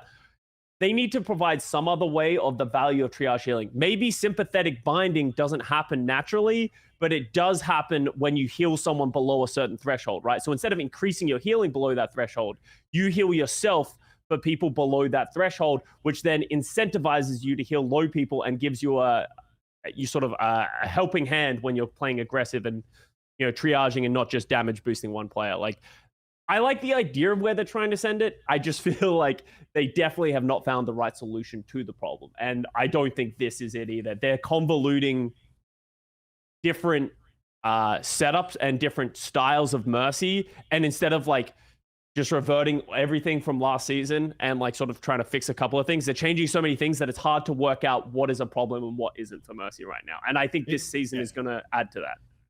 It should just be when you use the ability and then use the super jump meter, which again is something we talked about a long time ago, but like it's so fucking easy to do now. Like it's kind of a joke. Well, yeah, they made it incredibly simple, right? Yeah, I mean that was the goal, right? So everyone could utilize it. So, but like I find that's a little bit of a problem in of itself, because like you could separate the good mercies from the bad mercies when the ability to super jump, like, oh wow, you can fucking super jump. That's kind of like, you know, that's pretty good. Now you can just do it whatever. Like it should just be when you hit the fucking GA and then you hit the super jump, whatever direction. As soon as that super jump like concludes, as it were, then the cooldown should start. Because... Wait, are you talking about when you press the button or when you stop hovering? Not when you stop hovering. So when you hit the GA and you cancel with like crouch or space. Yeah, crouch or space. The super jump cooldown. No, sorry, the fucking Jesus Christ. This is like fucking rocket science. Like, it should start the cooldown when you hit the crouch or space. Sorry, that's that is what this patch is doing, right? Yes, but it shouldn't be 1.5 seconds. Like it has to be. I disagree with that. It has to be really? At that point. Yeah, because otherwise, think about that would be awful. Like if you didn't make it one point flying through the air. No, you know but I mean? after you hit the crouch speed. cancel, as soon as you hit the crouch or you cancel the jump, that you're not moving very fast anymore. You're going to lose momentum very quickly. And if you keep it a 2.5 second cooldown after that moment, it will feel fucking awful and Mercy will just die all the time. Like if you're going to do that, you need to reduce it to 1.5 seconds. And that's how they have it. I just think it's going to feel clunky. Right. And I think it's going to take a lot of Mercy skill expression away, because you're not going to be able to do a long jump or cancel. Like you're not going to be able to cancel late and then feel good about it, because then your cooldown's going to be at a longer period. I feel so like if you I'm go just getting deep mad confused and cancel late, then you have 1.5 seconds to like. Right. That becomes the issue. I just feel like I'm getting confused with this shit. I'm not gonna lie. This shit's fucking crazy. I don't know how they've managed to word it like this. Like holy fuck. Also, well, there's so many states in her abilities, right? Exactly. Like there is. Right? She has an incredible amount of like different movement states, because she has, even though her movement is incredibly simple to perform, there are a lot of different parts to it comparatively to every other like hero. So like I don't know. It's also annoying because like I agree with the triage healing, where like you should be able to like you should be able to just like, oh, like I like them being able to have like a more interactive element to healing. But the problem is there aren't enough buttons on the keyboard that you can, like, I would love to have like another button you could press to be like, I'm going to activate this type of ability, like healing, and it goes on a cooldown or something. But the problem is we've already used all of our fucking buttons. We already have GA button. You already have your res. You already have your Q. Like there's no more buttons to press that you could like realistically, unless you want to add a specific, like you can't take over the interact key, because the interact key is like, it's a general use. So like I wish there was like another way to make her healing expression more decision oriented, but there isn't like a particularly easy manner to do so, other than what like Scott maybe said of like, we have that threshold of health to heal people. But I still am just, I don't know, it's hard. I mean, this character is fundamentally like kind of hard to balance, because it's like an extremely simple design choice, but there's a lot of like weird like mechanics and how they there's I just fucking read the developer comment. I thought it said OTP, but it said OPT, like opt.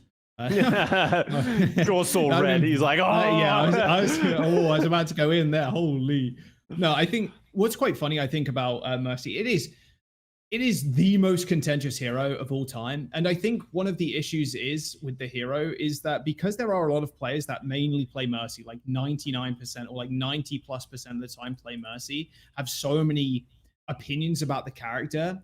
It's a hot button topic because the character in their mind, I feel, always has to be relevant. You can always play it no matter what the meta, whatever rank, you can always play that character. And like when you come to the higher level of play, that shouldn't be the case. There shouldn't be a character that you should ideally in every single meta be able to play to a level where you can play like an Ana, for example. The hero itself is very simple, like you were saying, Scott, but there's a lot of like nuance in terms of like cooldowns and like different movement states and shit that you're in. But that shouldn't be viable like 99% of the time in higher elo. It should be like, okay, we're in a kind of Mercy meta. That's fine, right? We're now in a Brig fucking Zen meta. We're in this meta. Like that is where like all this contentious kind of fucking talk comes from. And the amount of negative feedback around Mercy is crazy when she gets changed, like more than any other fucking character. And I feel bad for the devs because they get so much shit from content creators, pro players, the fucking community, that if I were them, and they are fucking brave motherfuckers, I would just shut down communication. More than fucking 30, you know, like they are brave for like actually interacting with certain communities and like talking to them and stuff, because holy mother of God, do they get shit flung at them every single time they touch Mercy. Or like even probably some other heroes too, right? We just don't see it that often. Maybe Doomfist. Doomfist has a very large community too. I don't see them rising up anytime soon, but you know, I don't know, man. It's hard to like, we shouldn't have to tread glass when we are talking about this character, but it does feel like we have to because of the immense amount of negative backlash that does happen when any time someone discusses them that isn't like a Mercy main example. Like it's weird, dude. It's fucking strange. I don't like that state, and I feel bad for the devs having to deal with that. So is this character going to be good or not? I don't know. If she is so good, why don't they play her in pro play? I feel like she's just gonna be clunky, like Scott said, but I'm also like, it does feel like that way. I don't know. It's just like at the same time, I'm like, they also haven't touched other fucking, like, I don't think Rez is good for the game at all. Although, you know, the way Rez interacts with the rest of the fucking game, I don't think that's good for the game. I don't think I mean, people have been complaining about Rez for 5 years. Beginning of time, yeah. Like yeah, Rez, I mean, like which Rez is crazy. That's not been touched. But you can't. Like, you can't remove Rez. It is literally the baseline defining part of her kit, which is the problem. But what if you can tighten the requirements you've to get a activated my trap card moment from us? No. You but said what the if words. I've been thinking about this for a long time. What if what the goal here is like we need to try to make Mercy more engaging, right? And like our goal here is to like give Mercy where they can have key moments that impact the fight while also not being like kind of like having a fundamentally like this is kind of out of line with the rest of like a being in the game, you know, like a Rez. Like Rez is like no one else has the ability, but also like being able to bring people back to life in the middle of like it negates the value of picks. You also don't have to typically give up a lot to do so. But what if instead of doing it a Rez, what if the Rez became, this is like the new mechanic for like how Mercy makes their decision making. Like it's almost like you go up to them when you're healing them, and then the E now becomes your primary ability. Now becomes like a okay, I'm going to be able to. But the problem that I have with this too is like now it's like, well, I was like thinking maybe like a shield or increase on damage boost, but the thing is that like isn't that just essentially increasing more? It's more pocket or not damage boost, but like a heal boost. Sure. But then like isn't that essentially just increasing the ability of Mercy to be like, I just am really good at pocketing people versus like giving like good value to the team? I don't know, but also at the same time I'm like maybe that should be Mercy's whole thing, is that she can like change her pocket around depending on the moment. So like maybe we should normalize Rez and give it to more characters. No, No, no, we're done here. dude, we're running in circles. We need to get off this. We need to have a. We just have the whole. We need to have a whole Mercy episode, essentially. Yeah. We need The to Mercy farm Mercy special. needs to be changed. Blue If- needs to be changed. If yada, there yada, was yada. one Overwatch character that would make it into the WWE, it would be Mercy. Because holy shit, so controversial that it'd be like, oh my god, Mercy's coming in. It's Mercy's music. And people are just like freak out and just root against and for. And anyway. Moira, Fade can now be used during Fuck me. Coalescence. Oh, Worst gosh. change yet. Yeah. Worst change yet. Yeah, this feels bad. This Terrible is change. the worst This change they've ain't made it. in a long time. This is a terrible change. Hate it. Despise it. Yeah. Dude, Coalescence, Fade is one of the more powerful abilities in the game, but it made up for the, she kind of dragged down by the rest of her kit being like such a close range healer. You have to really be in the thick of things to get the most out of your healing. So Fade, you kind of needed it in a way to get out of sticky situations, but it's on a 6-second cooldown. You go invisible, invulnerable, and you gain a speed boost. It's crazy strong, and now you can use it in ult, which was one of the only times you could, apart from like forcing Fade and then quickly capitalizing on it.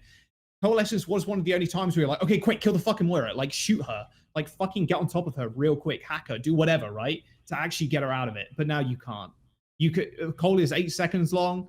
Fade's got a 6-second cooldown. You're fading at least one time during Cole. You can fade into a Cole and then use it near the end of it. You know, it's, oh boy, she is going to be very hard to See, kill. Tracer players hit pulse bombs on coalescing Moira. Yeah, So it's that one of is the such a- best things. It's like, Not anymore. yeah. Not anymore. Well, for me as well, my big frustration is when they talked about this change, they're like, and let's be realistic, characters like Moira need to exist in the game of Overwatch, which are very simple characters that get a lot of value. The developers literally said that in a recent Q&A, like that you need simple heroes that people can attach to. This Fade change isn't going to help the metal ranks that much. I assume there is very few times that someone is dying in Coalescence in metal ranks. This is going to heavily affect the top end, though, because now there is no counter to the Coalescence, right? And then you pair that with the Biotic Grasp, where the heal lasts for another 50%, which is 1 second, which we did the numbers on stream, is 17.5 more healing every time you hit someone with that. That adds up. And it's not going to be a big game changer for low ranks, but it is going to fucking hurt the top end. And I think Moira is going to be sick at the top end in this season. And I actually expect a lot more Moiras in our games. Yeah. RP, who's rubbing his fucking hands I'm together. concerned. All the Moira players. I'm concerned. It's scary, man. We're going into season 4 and they're buffing Brig and Moira. And Yeah. we'll see how it goes. Yeah, I just don't see, like, there's literally, I simply just don't know the logic. Personally, like, it's like, why should you not be, I guess to my eyes, like, why should you not be punishable during an ult? I just don't get it. Like, what is the purpose for where, like, you should not be punishable in an ult?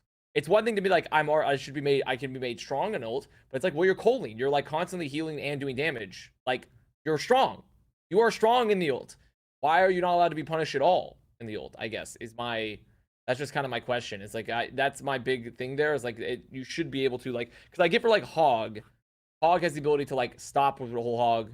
You know, you can hit, you know, do some other stuff, then you can bring the whole Hog back up. You know, you're not always gonna get like interrupted out of it type of thing. But like, that's a very unique situation where like all Hog is doing is damage. They're not also healing universally through shields and like all those other things. Like it's not nearly as powerful as an ability. So I'm like, why Cole? Like I simply don't understand the exact reason for this. And what does this do to improve Moira's viability at upper ranks?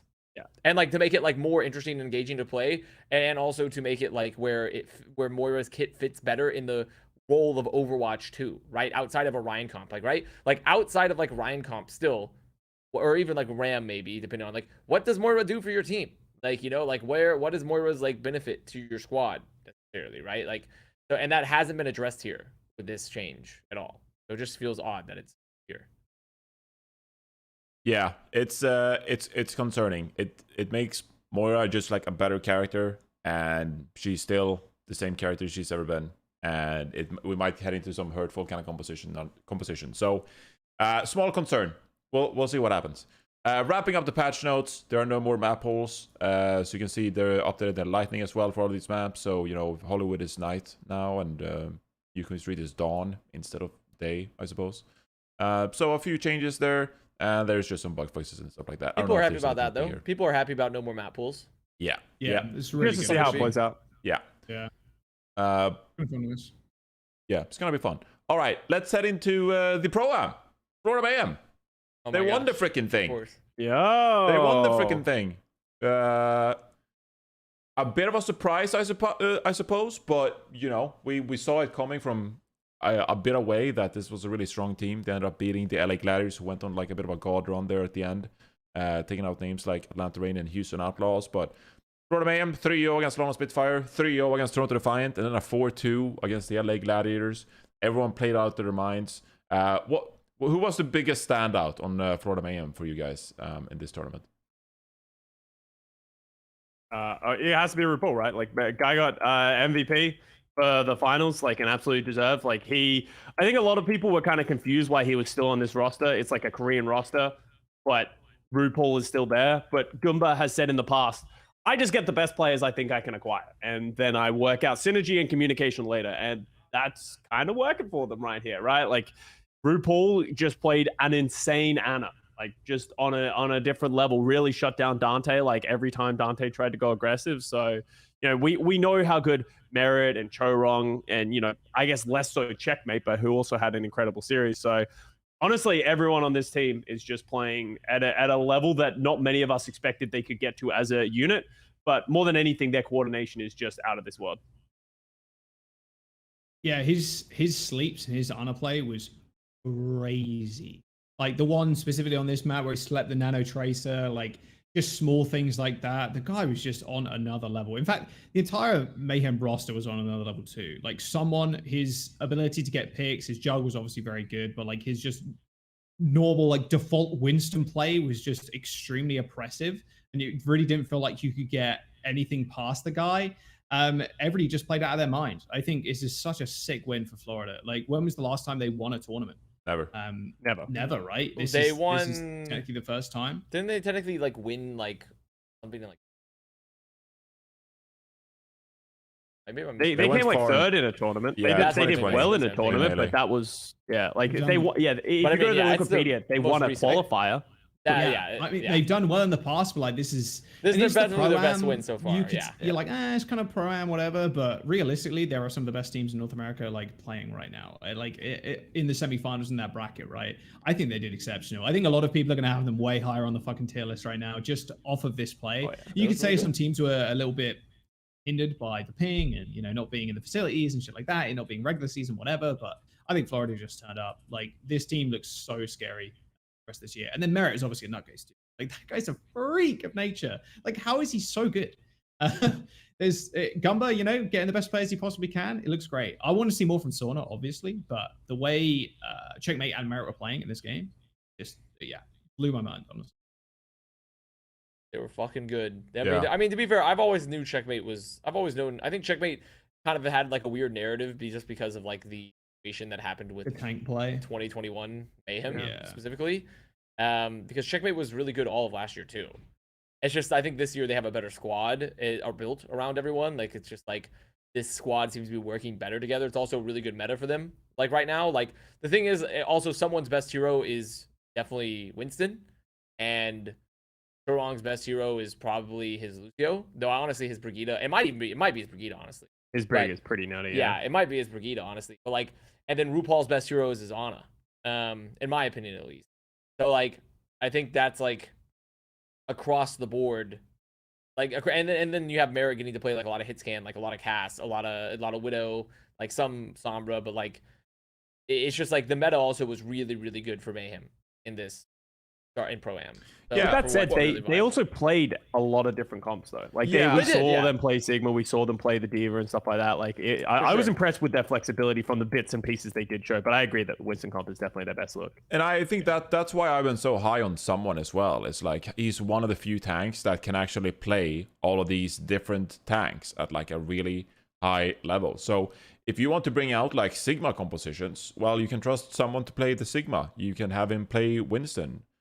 Reinhardt, like most of these heroes, right? Even like Zarya, if he rolls out on Zarya, like he did a few times last year, I'll be like, all right, you know, let's see it. and not having to flex out between 2 different tanks all the time. Like, I legitimately think it helps destroy the Mayhem team to just play better as a squad. So, really impressive as a whole. What's the inside scoop of Avast as the office man as you are?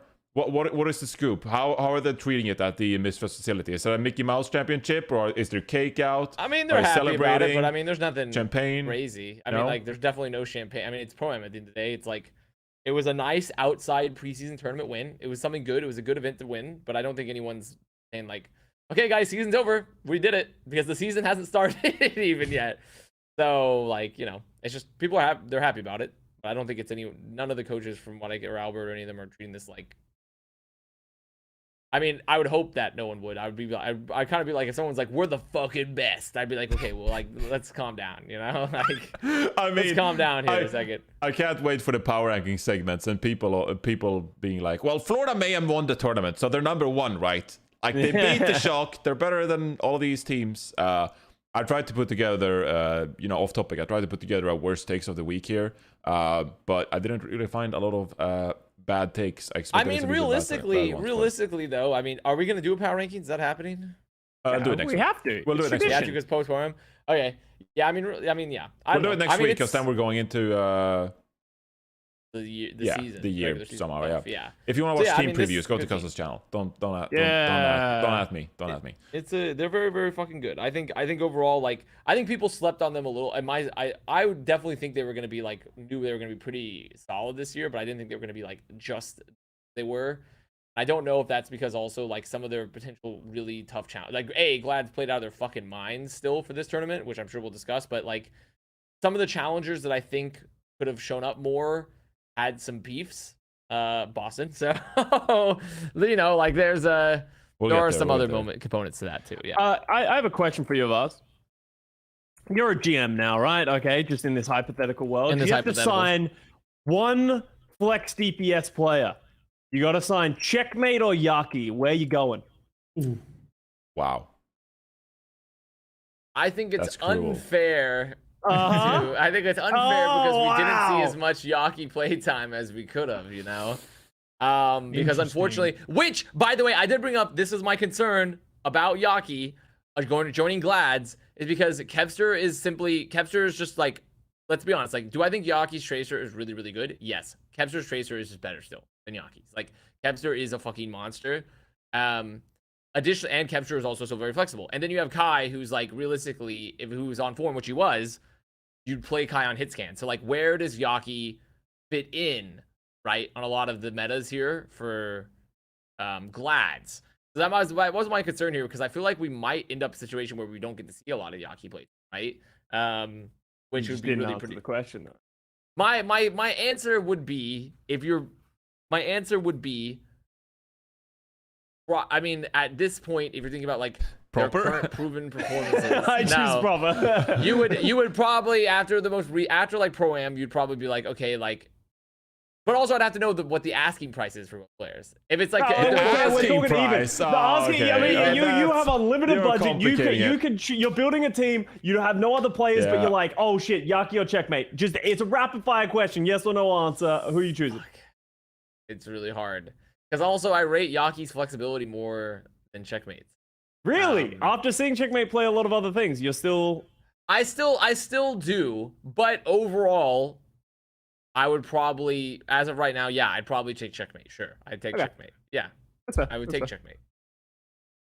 Yeah, but that's a tough one because he just hasn't got any playtime, man. Because he's stuck on the fucking Glads. Because that Checkmate had that issue literally with Yaki on the Florida Mayhem in 2021, right? Like, and that's sort of how it's kind of interesting how like some players we feel like aren't that good because they've been stuck on the bench in the past, and some players have never came off the bench. Like they've always been considered a mid player because they never came off the bench. But like it's cool to see Checkmate have this success story of he had to play fucking Reinhardt for the 2021 Florida Mayhem, right? And now he's come all this way to he's on one of the best teams.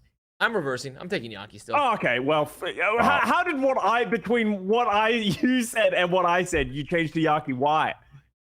I'm just believing in Yaki, man. Oh my god! There is so much Yaki hopium from Avast. It's impressive. I'm insane. He hasn't been proven to like. he got some playtime here, and he looked like good at points, pretty mad at others, but he got pretty limited playtime. The season hasn't begun. This is his year, though. This is the year. If Yaki does not have a good year this year, I'm dropping the Yaki Hobu. I've already said. But he might not play. We almost always have a hit scan plus tracer meta, and as you said yourself, he's not going to play in that setup. So like the only time we see Yaki come off the bench is like tracer flexible, right? That's why I'm the GM in this situation taking him, because then he'll get to play. Okay. Then he'll get to play. Smart. It's yeah, I mean, I'm just very happy about Checkmate, to be honest. Custa can confirm on the desk in 21. I was always like, you should guys play Checkmate. Johnny was a Checkmate fan. I was an early Checkmate stand, so I feel like a bit of a not like a dad, but like an uncle, and I'm like, oh, good on you, son. There you go. Good on you. There you go. Yeah, oh my god, where do we want to go with this? So I want to get to Gladiators later, but something that doesn't help Yaki, just to add to the conversation as well, is that Kai had like an insane match as well, like a bit of a breakout performance from Kai. But yeah, we'll talk about the Gladiators later. Moving on though, I want to spend some more time on Florida Mayhem, because even though it was a small little championship, they've earned a lot of people's respect. Do we think that this was sort of like the best possible meta for them, and that definitely aided them here? Or do we think that, do we believe in their versatility? So you mentioned, you know, Checkmate's potential versatility, for example, as we look at small little Custa here. But also, I don't know what happened, man. Yeah, I don't know either. But also, 6'5" versus 5'11". Chorong and RuPaul, they're happy to play like Lucio backline if they want to play that kind of meta, right? Someone, we'd already talked about someone, and he can play most tanks, and we're feeling comfortable with that. So is there any kind of weakness with this Florida Mayhem team, or do we just think they're universally going to be competing like every single meta and be a really, you know, team to be reckoned with throughout the entire season? I don't think they're going to struggle in any metas. I think their team has a lot of flexibility just in individual players, but I think this meta will be one of their best metas. Like they will be able to play everything. I think they'll be able to play Brawl. They'll be able to play the Sigma, Double Flex.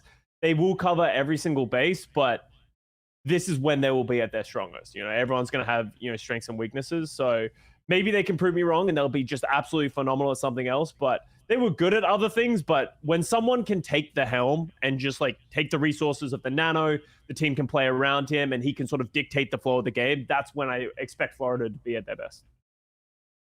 Is Checkmate a top 5 tracer? No. He is a good tracer for this team, but he is not a top 5 tracer in this league right now.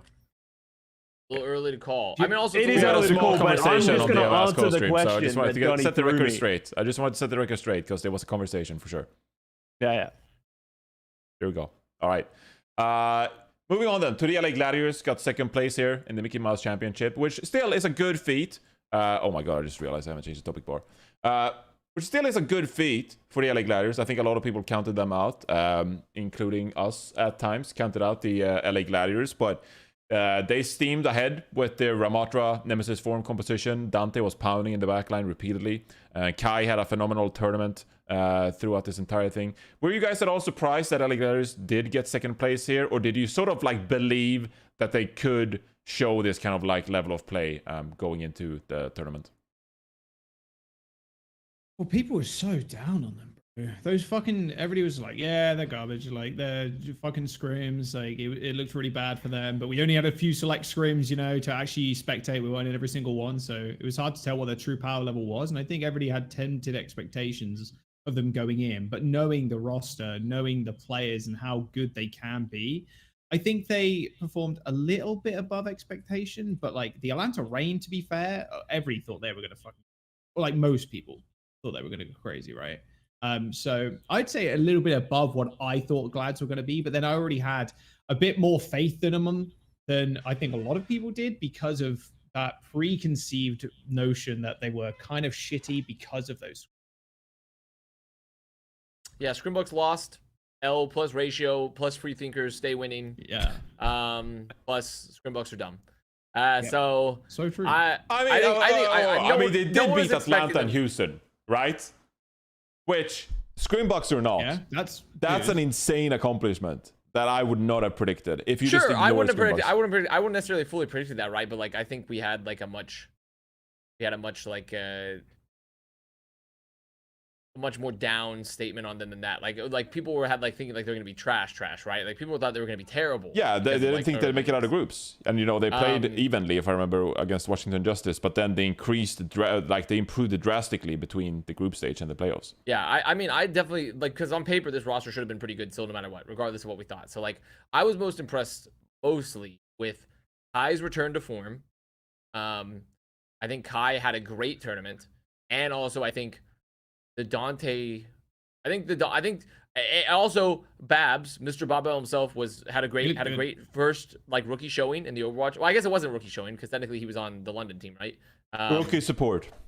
In 2020, yeah. But a great like showing here for Glads, and also Dante's Winston continued to and Dante pulled out a nasty fucking ram, Probably the best ram we've seen so far. Yeah.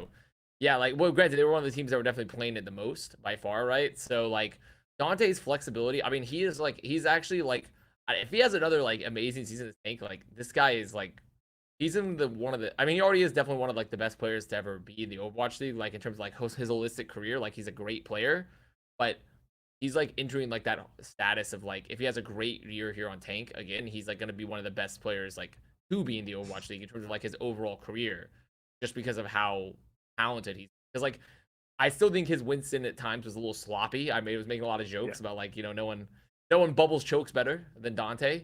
But like, I do think that like his primal mechanics, stuff like that, you can see that he was still not perfectly like, he's not like the Winston player. He's not like a guy that's always played Winston, but like he understood his win conditions really well. He had solid mechanics across the board, and most important, and also he had like he's just incredibly flexible and good on a variety of tanks on top of that, right?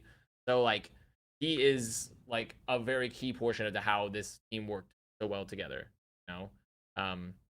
Yeah, I think this is a very good showing for the Glad. I'm not surprised they did well. I'm more surprised at how well they did. Yeah, I want to agree to that, and like to echo off that Dante point. Dante has never let the team down in any situation that he's been on. Of when push comes to shove, yeah, they can lose regular seasons. Yes, he looks sloppy. I agree with that. But every time it comes to playoffs, just like he did last year, he always sort of delivers in some way, shape, or form. So Dante needs to get the respect that he deserves. I think it's a weird narrative because a lot of people are like, oh, the only reason we were down on the Gladiators was because of Scrimbucks, which isn't true. The Scrimbucks was the initial thing. They very almost didn't make it out of the group. They almost lost to Washington Justice. If Washington Justice don't play Mirror and they commit to Ben Best, this could be a very different tournament, and we could still be very down on the LA Gladiators. They didn't play well in the group stage. That's not just like Scrimbucks. That's just truthful. And we said coming out of the group stage, heading into this bracket, Dante and Kai need to be better if they're going to have success. And guess what? Kai and Dante delivered in the bracket, and they made it really far. They made it to the grand finals. I agree with you guys. I think they would have been just as content if they lost to Houston in the second round and they came top 4. Like, that would have been a fine success, and I think everyone would be happy. But the fact that they were able to get over Houston was very impressive. And I think the Gladiators deserve a lot more respect for what they've accomplished, because they've shown that they can go toe-to-toe against the Houston Outlaws in a dive meta and also get past the Atlanta Reign as well. So this shouldn't even be their best meta, in my opinion, moving forward. So there's a lot to look forward to watching this Gladiator squad. Yeah, the map that really stood out to me as well was when Dante swapped over to the Doomfist on Nepal Village, where he fucking pounded on that. He did. Very small sample size, and I'm not saying like it's indicative of like the rest of his play, because obviously it was like one round in a control map, but you could see just like sort of like the difference in confidence and fucking play when he brought out the Doomfist and just like started demolishing like the enemy team. You still have to respect that like Dante on Ramatra and Doomfist and all these characters, like he can be like a playmaker tank. Like he can actually, make plays for the rest of his team and not just be the damage player that converted to tank and now like he struggles a bit on Winston or whatever. Like he can take over games and be like incredibly impactful and in so many different ways. So I think it's very exciting. One person came into my watch party chat and said that they were really happy about Dante performing because it means that players like Fleta can make the transition to tank play as well. Okay. Well, that's a choice. Like that. They're not objectively wrong, but it's also Dante technically has already done the swap last year as well. Yeah. So I was like, well, Fleta, Doom. I don't know. For some reason, I can see it more now. We're like, okay, well, Dante was the we'll see. well, what's the word? He was the first one to do it. He set the he set the thing for all the other damage players. To be realistic about that, the problem isn't that Fled is playing tank. It's that Fled is playing tank when his backline is fucking DM. Like, there's so many question marks around that team. It's not Washington just one. Justice, come on. We've seen the transition to support. Yeah, but like, there's so many anomalies that if the Shanghai Dragons pull this shit off, I don't know, man. Moon's goated. Like, Yeah, it's going to be interesting to follow. But yeah, I think Dante was a very impactful player, and like the consistency that he just like run at the enemy backline, and especially against Houston, and just like get picks with Nemesis form, it was inspiring. Like, I wanted to go play Ramatra after that. So really good from the LA Gladiators overall. But yeah, it's nice to see, especially Kai. We talked about Kai a little bit, him improving for the playoffs, but I genuinely felt like when I sat down and made my top 5 hit scan or top 10 hit scan list for like the playoffs and stuff, I'd be like, wow, like I don't really rate Kai anymore. Like he had a good start to last season, but like he sort of dropped off towards the end. And maybe Sojourn is just not his character as much as, Cassidy, which we saw a lot in this tournament, for example. Maybe he much prefers playing Cassidy, stuff like that. But I'm really happy for Kai, because I do feel like he earned the respect that we once had for him, in 2020, 2021, those kind of seasons, where he was like a legitimate, impact player that got 2Ks, 3Ks, like pretty consistently in fights on Cassidy and stuff like that. So I'm happy for him, because it means that, maybe his career is not going in a downwards way, but he's still actually very much a very relevant hit scan player that, keep playing in the league for a long time coming. So happy for him in that regard. But yeah, there you go. The LA Gladiators, second place. Now, also Lastro backline was nasty too. Having Lastro was crazy. Together, Lastro having them both crazy. together, like definitely showed that it was worth it for that acquisition. It made sense. I mean, Lastro like performed not as well as Shu, obviously, but still like you're probably that's one of the better picks you can get to like fill that gap. So yeah. One thing while we're at it, don't try this at home. Don't play this hero. Oh, the JQ. Oh, dude, the Junker Queen was awful. Yeah, like, just straight up awful. Yeah, I simply didn't understand. I was questioning it the whole time. I literally didn't know what their plan was. Didn't get it. Like, why? I didn't understand why they were playing that over the Ram. Like, you could just play the Ram and have a better comp if they were gonna do that. Yeah. It's interesting. Interesting choice. Okay, so moving on. One of the teams that the Gladiators actually had to beat, I don't know why I did this in this order, don't question me, was the Atlanta Reign. And it was honestly one of the best series we've seen in a long time. I mean, we literally had the playoffs as, the finals was like one of the best matches of all time. But just speaking generally, I don't think we expected 3 back-to-back bangers here in day 1 of the Pro-Am this past weekend. And this one between the LA Gladiators and Atlanta Reign, it was a map 5, went the entire distance. It was an incredible series. Atlanta Reign. Are we sort of like disappointed with them not being able to defeat the LA Gladiators here, or do we think it's just like silly matchup Pro-Am, like won't really into it too much? How do we feel about the Atlanta Reign after this loss to the LA Gladiators? I really liked the way the Gladiators played against the Reign, and I was pretty disappointed in Atlanta's, I guess, adaptation against it, because Atlanta played a lot of Sombra in this series, and it felt like the Gladiators caught on to it and just played a lot of Brig, and Brig just does so well against the Sombra. We saw multiple times in this series where the Brig rallies, and then there's just not enough damage from that, Sombra Tracer, Winston composition or Wrecking Ball composition to be able to, kill anybody. So I would have liked to have seen Atlanta have a little bit more flexibility where Lip goes Sombra, they go Brig, and then he just switches back to the Cassidy. And then, like, all of a sudden, because Lip is obviously great enough to be able to match Kai on that I feel like they could have caught the Gladiators off guard a little bit with, getting caught on Brig. But overall, I think it was just a great series. And I think it wasn't as much a collapse from Atlanta Reign, but more of a stepping up by the Los Angeles Gladiators.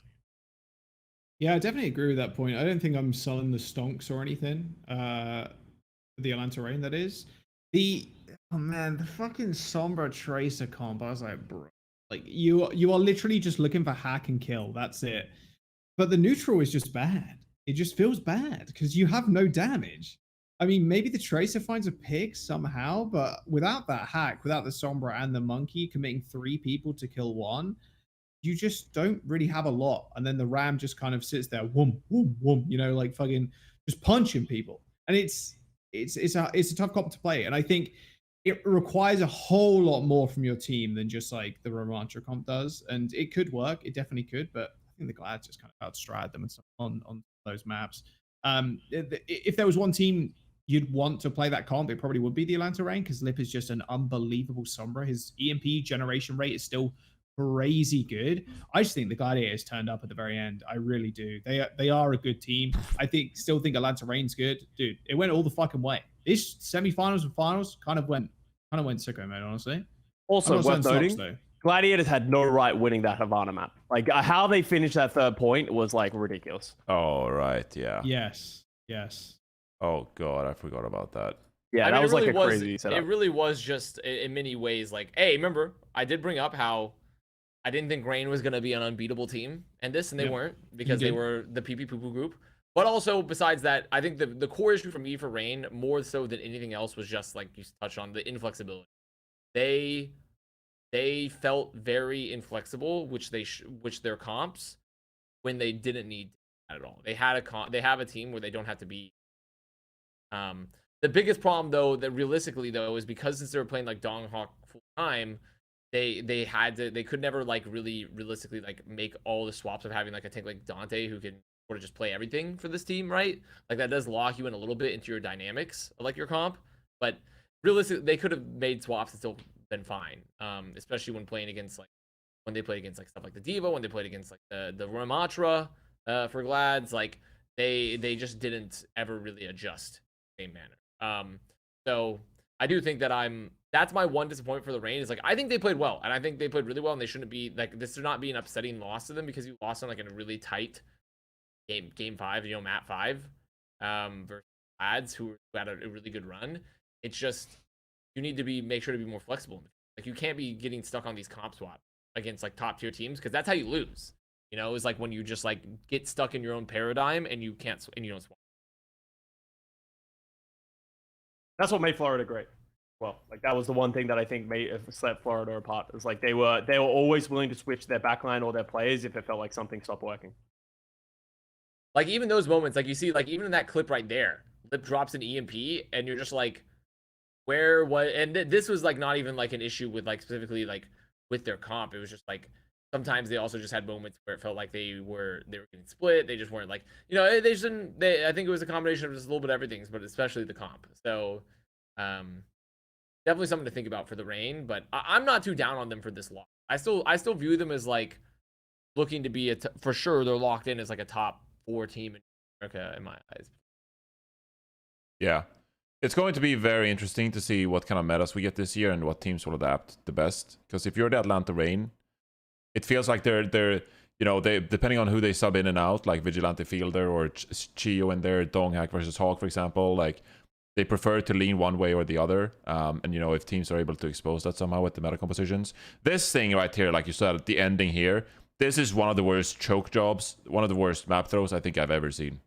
In the EMP into the rally was really questionable. Yeah. Like, and then they just chase so deep here for these kills, and then they just like lose frag. Like, oh my god, man. Yeah, so they killed 3 people here. Dante's on cart, and Gladiators are going to get back with double support. They're going to get Dante out of mech here, I believe. Like Donghack like does a loop-de-loop there, and like it really hurts them, because that ends up like having people lose them. And obviously Kevster taking out the Ana is huge, but then like at this point, you're like, okay, it's fine. We pushed it really far. We can stop it at the choke. That should be the call right there. Donghack, instead of going back to cart, he jumps back into the thing. And then you have the defensive advantage. But instead, they're so focused on killing Dante. They get him and they EMP. But like a rally was going when he decided to pull that trigger. And it's just like, it snowballs from there, because then they keep trying to commit to it. Right? It does nothing. It's not like overshield like it used to be. Well, it wasn't even used to be. It used to be armor, right? But like, it's not overshield like a Lucio beat used to be. It's it's overhealth, so it doesn't strip away. If it's stripped away, it makes sense. But as soon as that Brig's been rallying for like, 1 or 2 seconds, everybody was kind of crowded around her, people getting the overhealth. There's no killing her. There's no killing the rest of the team. Ain't happening. Yeah. And it's about to get stronger. And then the trans. Yeah, I know, right? Like, dude, holy.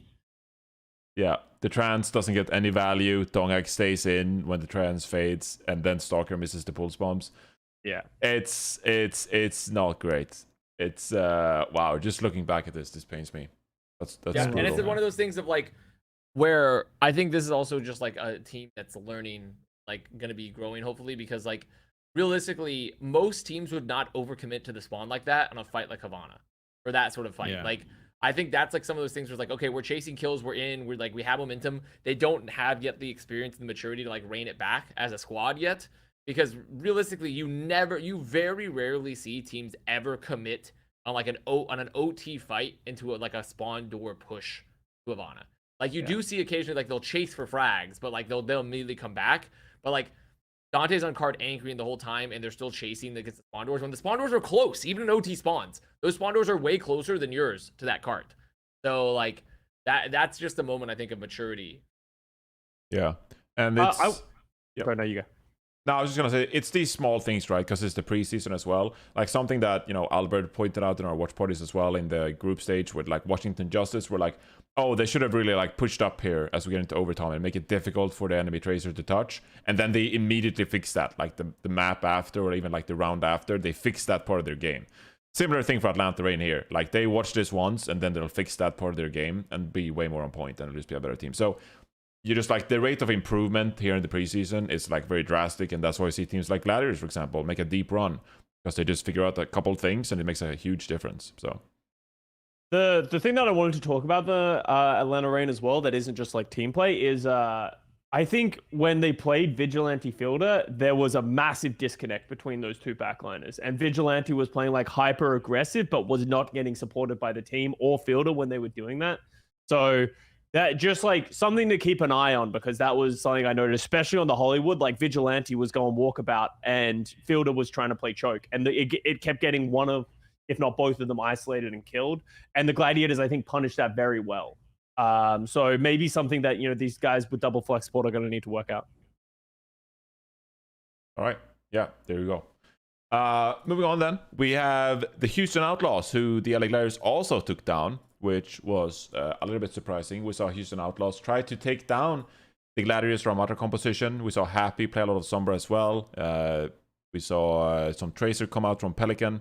When I did my research for worst take of the week, this was one of the bad takes actually that I won't bring up. But someone said why people were hyping up Pelican's Tracer because it's pretty mid, and I was like, okay, well, this is a candidate. But I didn't end up finding enough takes to justify the segment. Game. But I told you guys, it's so mid. Like, Also lost the Tracer to like Webster.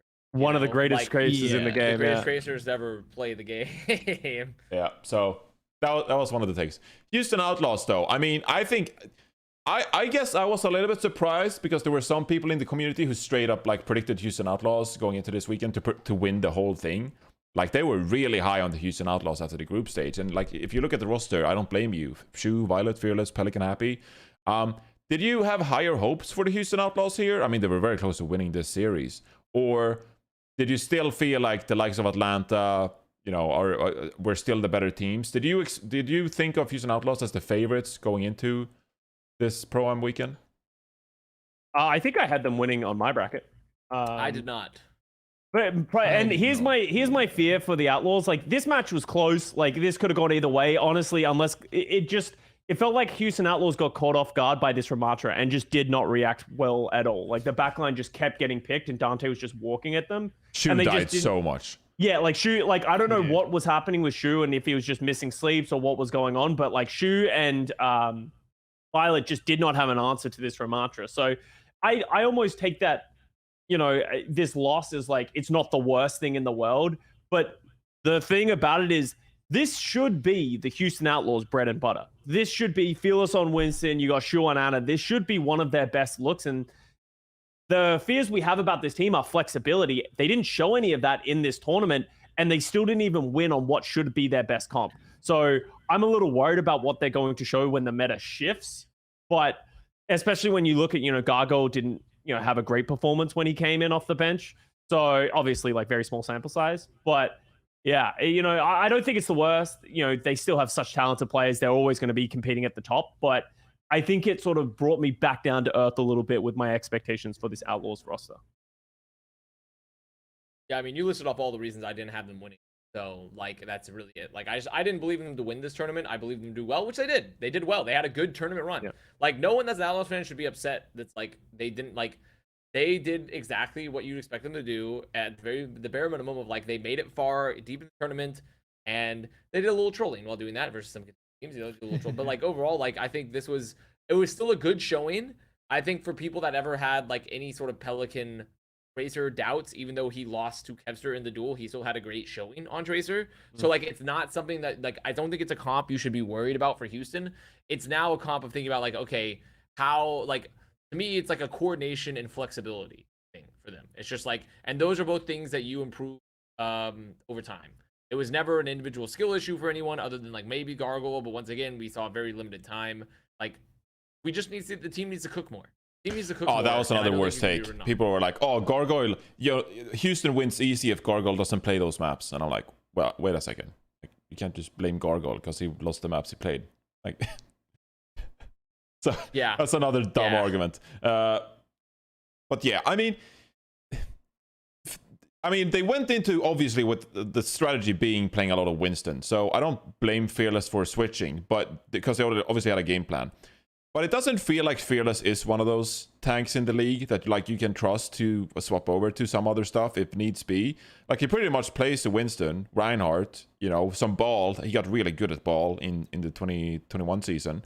But for the most part in a matchup like this, like you just kind of like running with the Winston, and you know that Fearless probably isn't going to swap away from it. Which I guess I don't know about you guys, but that at least gets me like some anxiety when I think about Houston Outlaws adapting to these series. Right. I mean, realistically, with those three tanks, you should be mostly fine. It's just the problem is, I think in the current dynamic, Ram has thrown a big wrench in like how flexibility your tanks need to be. Like Ramatra, and it's like Ramatra is a very, as we've seen by Dante, and even other teams that did play Ram. Like Ramatra is good. Ramatra is really good at being both an anchor tank, but also allowing you to play like variations of Rush. And also being able to like, be a very sustainable, like you pretty much have like a lot of different options, Ramatra, to mitigate a lot of different comps, right? And that's the big concern is like, where does Ramatra fit more heavily? Like, yeah, I think Fearless is flexible enough to play a lot of different tanks, but does he play like something that's going to play? Because also there's not really a clear counter to Ramatra, right? There is no clear counter to like Ramatra's strengths. It's like, you don't just be like, okay, we need to play like Ryan. Guess what? Ryan gets fucking booty pounded by Ramatra. And then it's like, okay, we can play Winston. Winston's a good matchup into it, but like Ram matches really well into that. And it's like, okay, well, I don't really want to. Ball's not bad either, but Ball has its own weaknesses too. Even though you're gonna have a bad time regardless what you play. Like yeah, whatever you play, just because of the strength of Ram right now, that's thrown a lot of the wrenches into a lot of different teams. I think that even have so like, that's the concern here for Houston is like, where do they like, and once again, I think it's like, yeah, flexibility, but also I just think they need to cook more because like the Ramatra can lose to this comp. It can lose to like not only the comp they're playing, but also to variations of like a Winston Tracer, like Cassidy type of comp. Like it's beatable. It's not unbeatable. It's just a strong matchup. Florida dismantled it like pretty quickly. Like, but Houston did.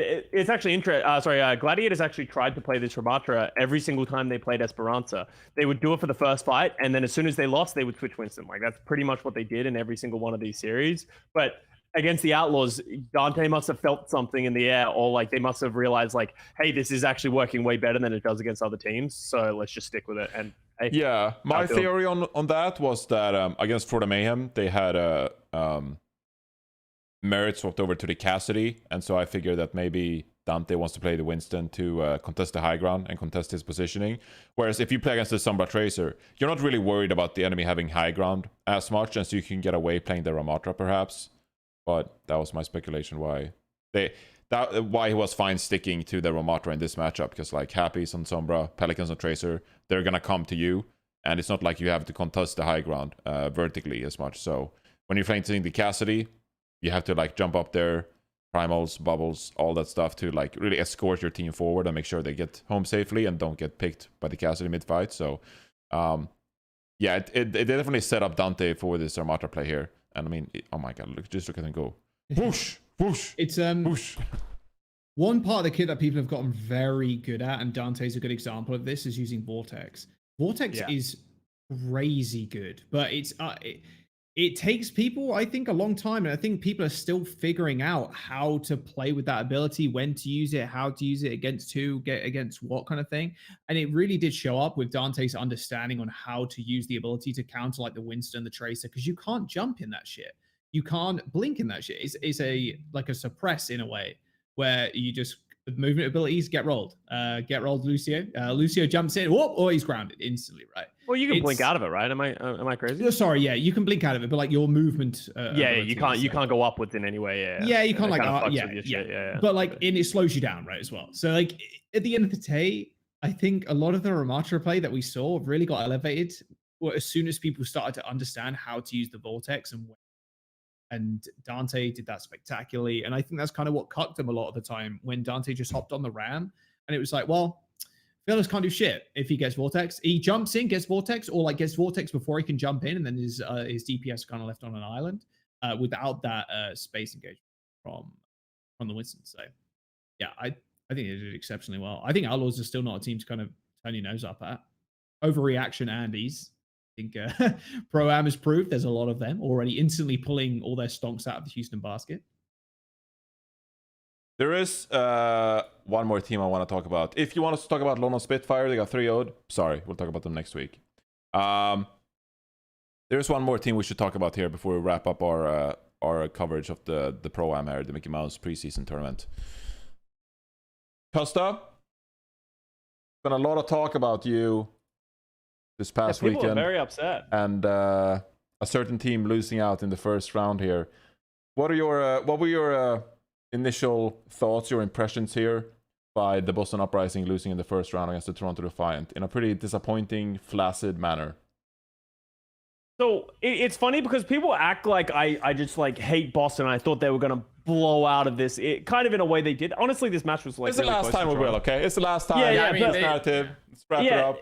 It's like the only thing I was saying is like I wanted people to stem their expectations because people saw Boston in the group stages and did kind of what we did with Atlanta, where they were like, Boston's going to win it all. So many people had Boston winning the whole thing with like very little to back it up other than, oh shit, yeah, like that I saw and I liked what I saw from Birdring in the stages. But we saw some of the weaknesses that we were concerned about when we watched this team go on to lose, right? Of like, Birdring didn't have that world-class hit scan performance like we were kind of hoping they would. There was a little bit of disjointed play. Like, they were lucky they didn't get 3-0'd. Like, they should have probably, Toronto came out and said they trolled that third map. But in general, I don't think it's as bad. Like, Boston is still going to be a good team. I predicted Boston in this match. You did predict Boston. They're still going to be a good team. Playing both sides, are we? Well, it's no. I think people were over-exaggerating how much they thought I hated Boston. I don't hate Boston. I just think they're not a default top 3 team. I think that they're competing with the top 5, top 6 right now, who are all very good. But I'm just not sold that they can be better than those teams yet, and they didn't show that in the Pro-Am still. Yeah, I mean that's exactly. There is fandoms that transfer, or like certain fandoms just become. I think they just like when you hear criticism of it, like some people I think get very defensive about the criticism at times. But also, let's be honest, we all play up things. Like everyone plays up our own criticism. It's all for entertainment, bro. Like that's what we're here for. Like it's never. It's all like so that's part of it too. But I do think that like this team. I mean, and realistically, I don't think overall, I don't think anyone should be walking away from Pro-Am for any of the teams that finished like in the upper portions of it, like Boston, Defiant, Glad, Houston, like fucking, like literally everyone, Mayhem, like everyone here should be like, these teams are all really good. There is really no clear, like the only one that looked clearly kind of above a lot of squads was maybe Mayhem, but even Mayhem, like dropped like they had some like series there, like. Especially against Glads in the finals, like there was moments where they struggled at points, they lost maps, like this was a good tournament where like all these teams I think on a good day can show up and win right now in the current state. And Boston I think got unlucky, right? I think Boston got unlucky for one. They lost to a pillar on one map. They literally lost to a pillar. Yeah, that was fucking weird. So that's like actually kind of brutal for them because that could have been a map that could have potentially been a map win for them if they win that round and like who knows. I do think this was a slow Birdring and Decay performance comparatively. I think Decay had much better moments outside of this match. I also think Birdring had much better moments outside of this match. So like this was and so like I think that was the real big portions for me when I saw this was like the Boston DPS line did not show up to the same extent they had in. I think the rest of the team played pretty around the same that they'd been playing this tournament. It's just the Boston DPS did not show up here comparatively. So I mean, they even had to have some hero moments like this fucking like Coliseum where Lijigon did the big troll silly in the back line. Oh yeah, and it worked. Yeah, where it yeah. looked like So he was like, gonna turbo and it was a troll, crazy moment from Lijigon. It shows that like Lijigon, even though he occasionally will feed, he sometimes do stuff like that. You know, like he will win you rounds occasionally. So yeah, and like, but I think this is an overall good performance from the whole team, and I personally think this was like. I was feeling good about Birdwin coming in, even though he had taken a break. This is the most confident I felt about the K, you know, since like even if he had like a rough map here and there, I think he had an overall pretty good pro-am, like a very solid pro-am. He had moments where he took over the server. So like I think if you're a Boston fan, you should be happy with this team and be like, okay, it was the fucking pro-am, it was the Mickey Mouse, it was the preseason, there was a lot of stuff, like literally no reason to be worried for any of the teams that did not win the tournament. Everyone should be happy because I think every team, except for London. London, you should be worried. God. You actually should be worried. Are you picking up the London Spitfire now, huh? Well, I mean, hey, it's not my fault. They got fucking like. Hey, I'm not trying to throw hands, but they got kind of got. London was bad. Yeah, London was kind of an excuse for that. But like that, the rest of these teams, I'm like, I would like to see what happens more as we develop throughout the season. I think so. I still believe. I believed in Boston initially, and I think they had a rough game here that maybe like stalled the momentum a bit.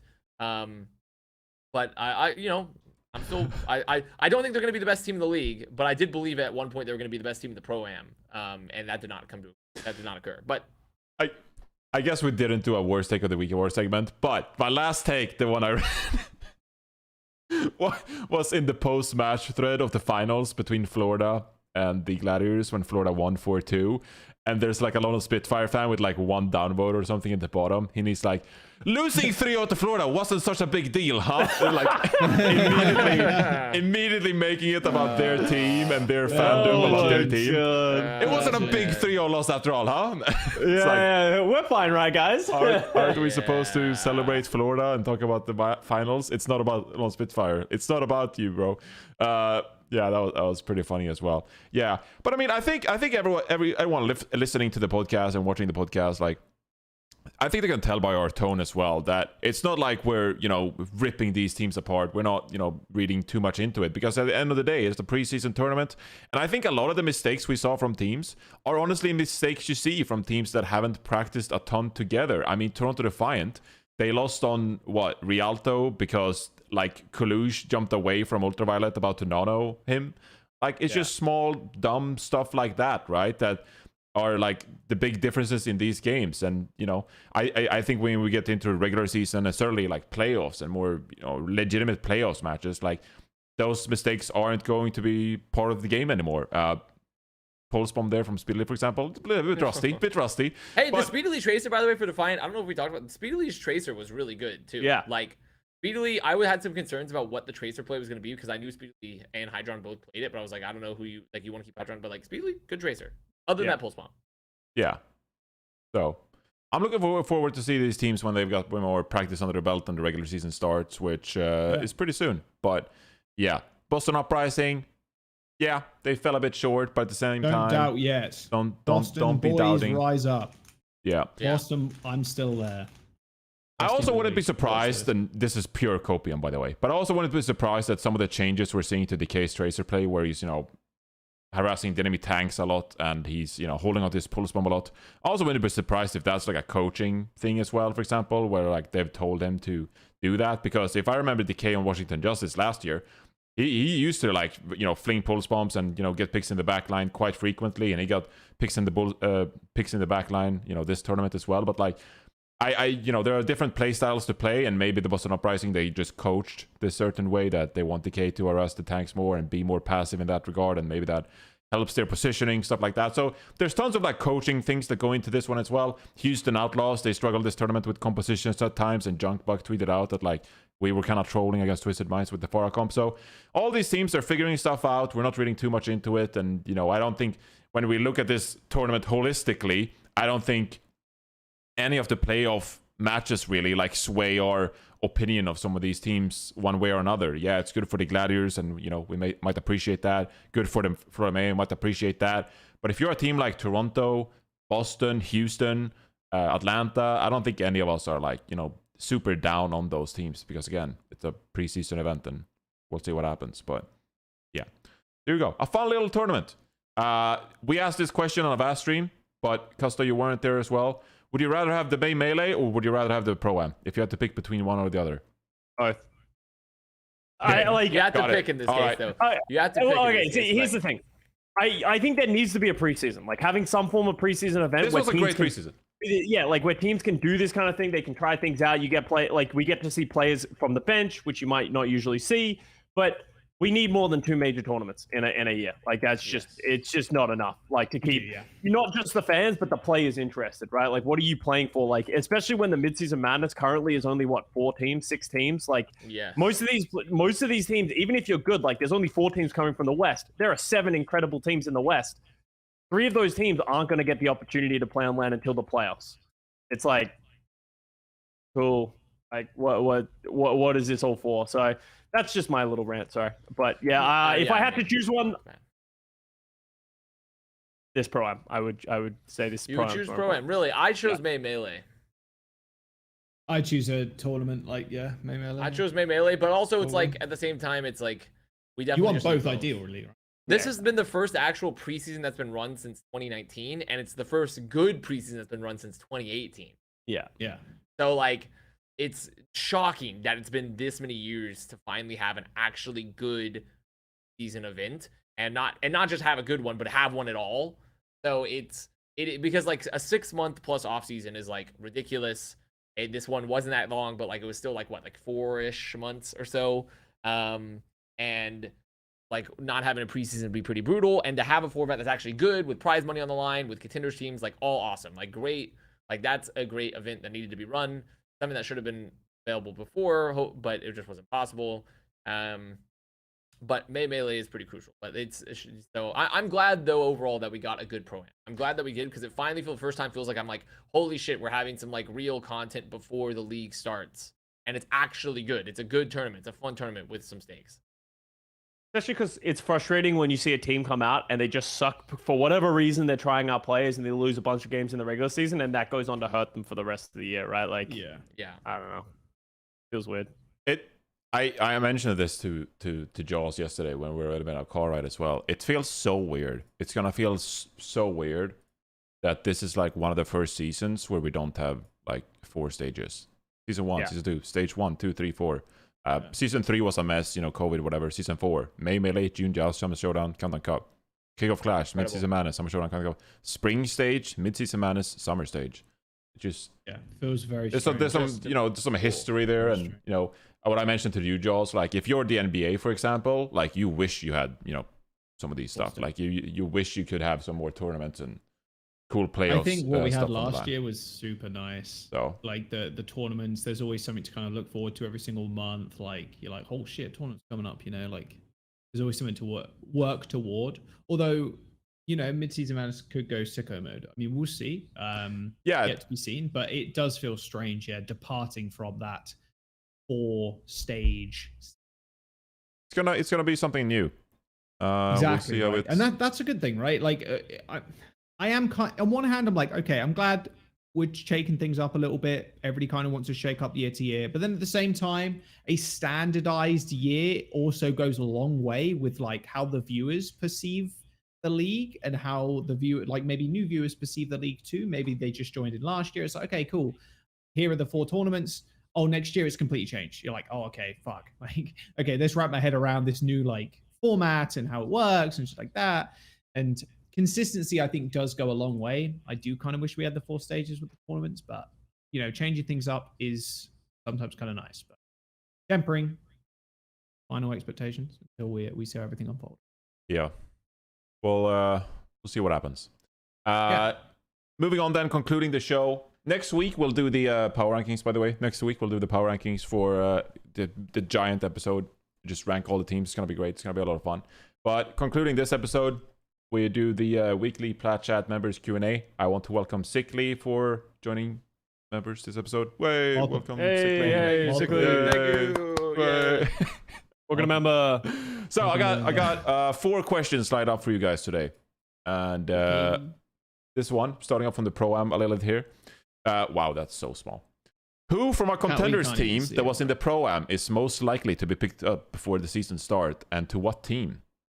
So we got a few options here. If you think about all the contenders teams, where it was the Saints, for example, Twisted Minds, lots of standout players. I don't know if Boat is your first answer because he's the GOAT, but you know, CJ, for example.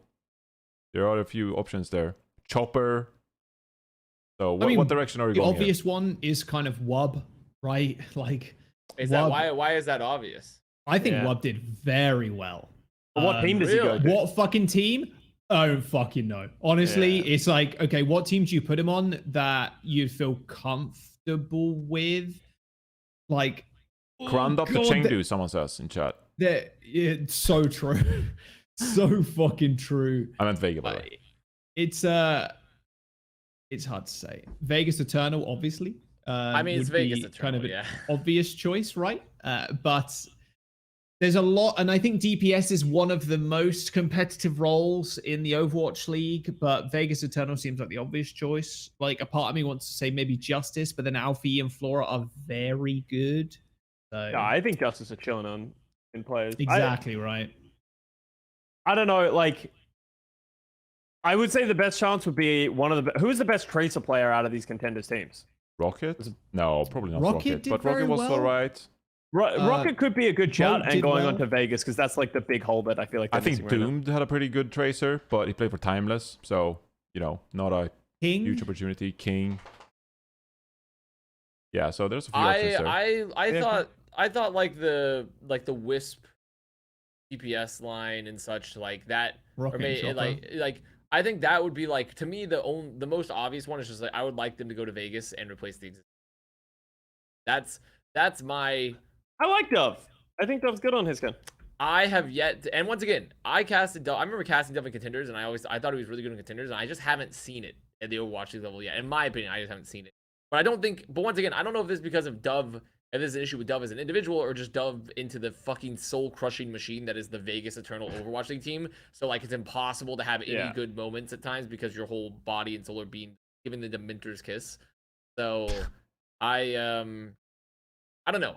That's, in my opinion, that's the only one that stood out, because realistically, across the board for me, all the fucking contenders DPS players, for the most part, that were not the Timeless DPS or Wisp. Occasionally, I think even, like, I was more impressed with like the Wisp DPS line than I was with Saints DPS line, because like I didn't even see, like, as someone, a lot of people talk about how great Tree was and stuff like that. I did not see it at any point during the pro-am. But really young player. So like, I don't think that's a knock on their performance. It just didn't show up in the pro-am right. And they obviously are like very talented. So, and like, I did enjoy Wub. I liked Wub's play on Timeless, but I don't know, because the thing about Wub is that they're in a weird spot where like realistically all their best heroes are still projectile, but they're like a hit scan player now. So they're like in a kind of a weird, like, so I personally would probably just like, let's get the Wisp DPS line, or maybe even the Saints, and just put on Vegas. No, I wouldn't really take anyone else necessarily. I have an extra shout as well. And I think, you know, my boy Cuffer's been sort of tweeting it out as well. I think Cuffer to Vancouver Titans makes a lot of sense. I think you send Cuffer, he can play the Winstons, he can play the main tanks like the Reinhardt and stuff like that. I think it's a great team for him to transition onto. I think that would make a lot of sense for that team.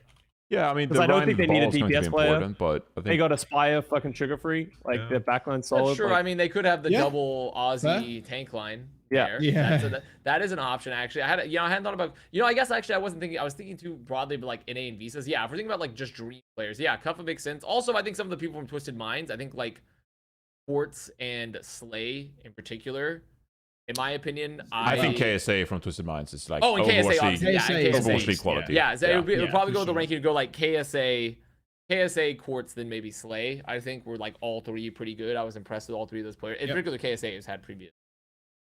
So, but yeah, Cuffa's a good shout. Cuffa's actually a really good shout. I had forgotten about that.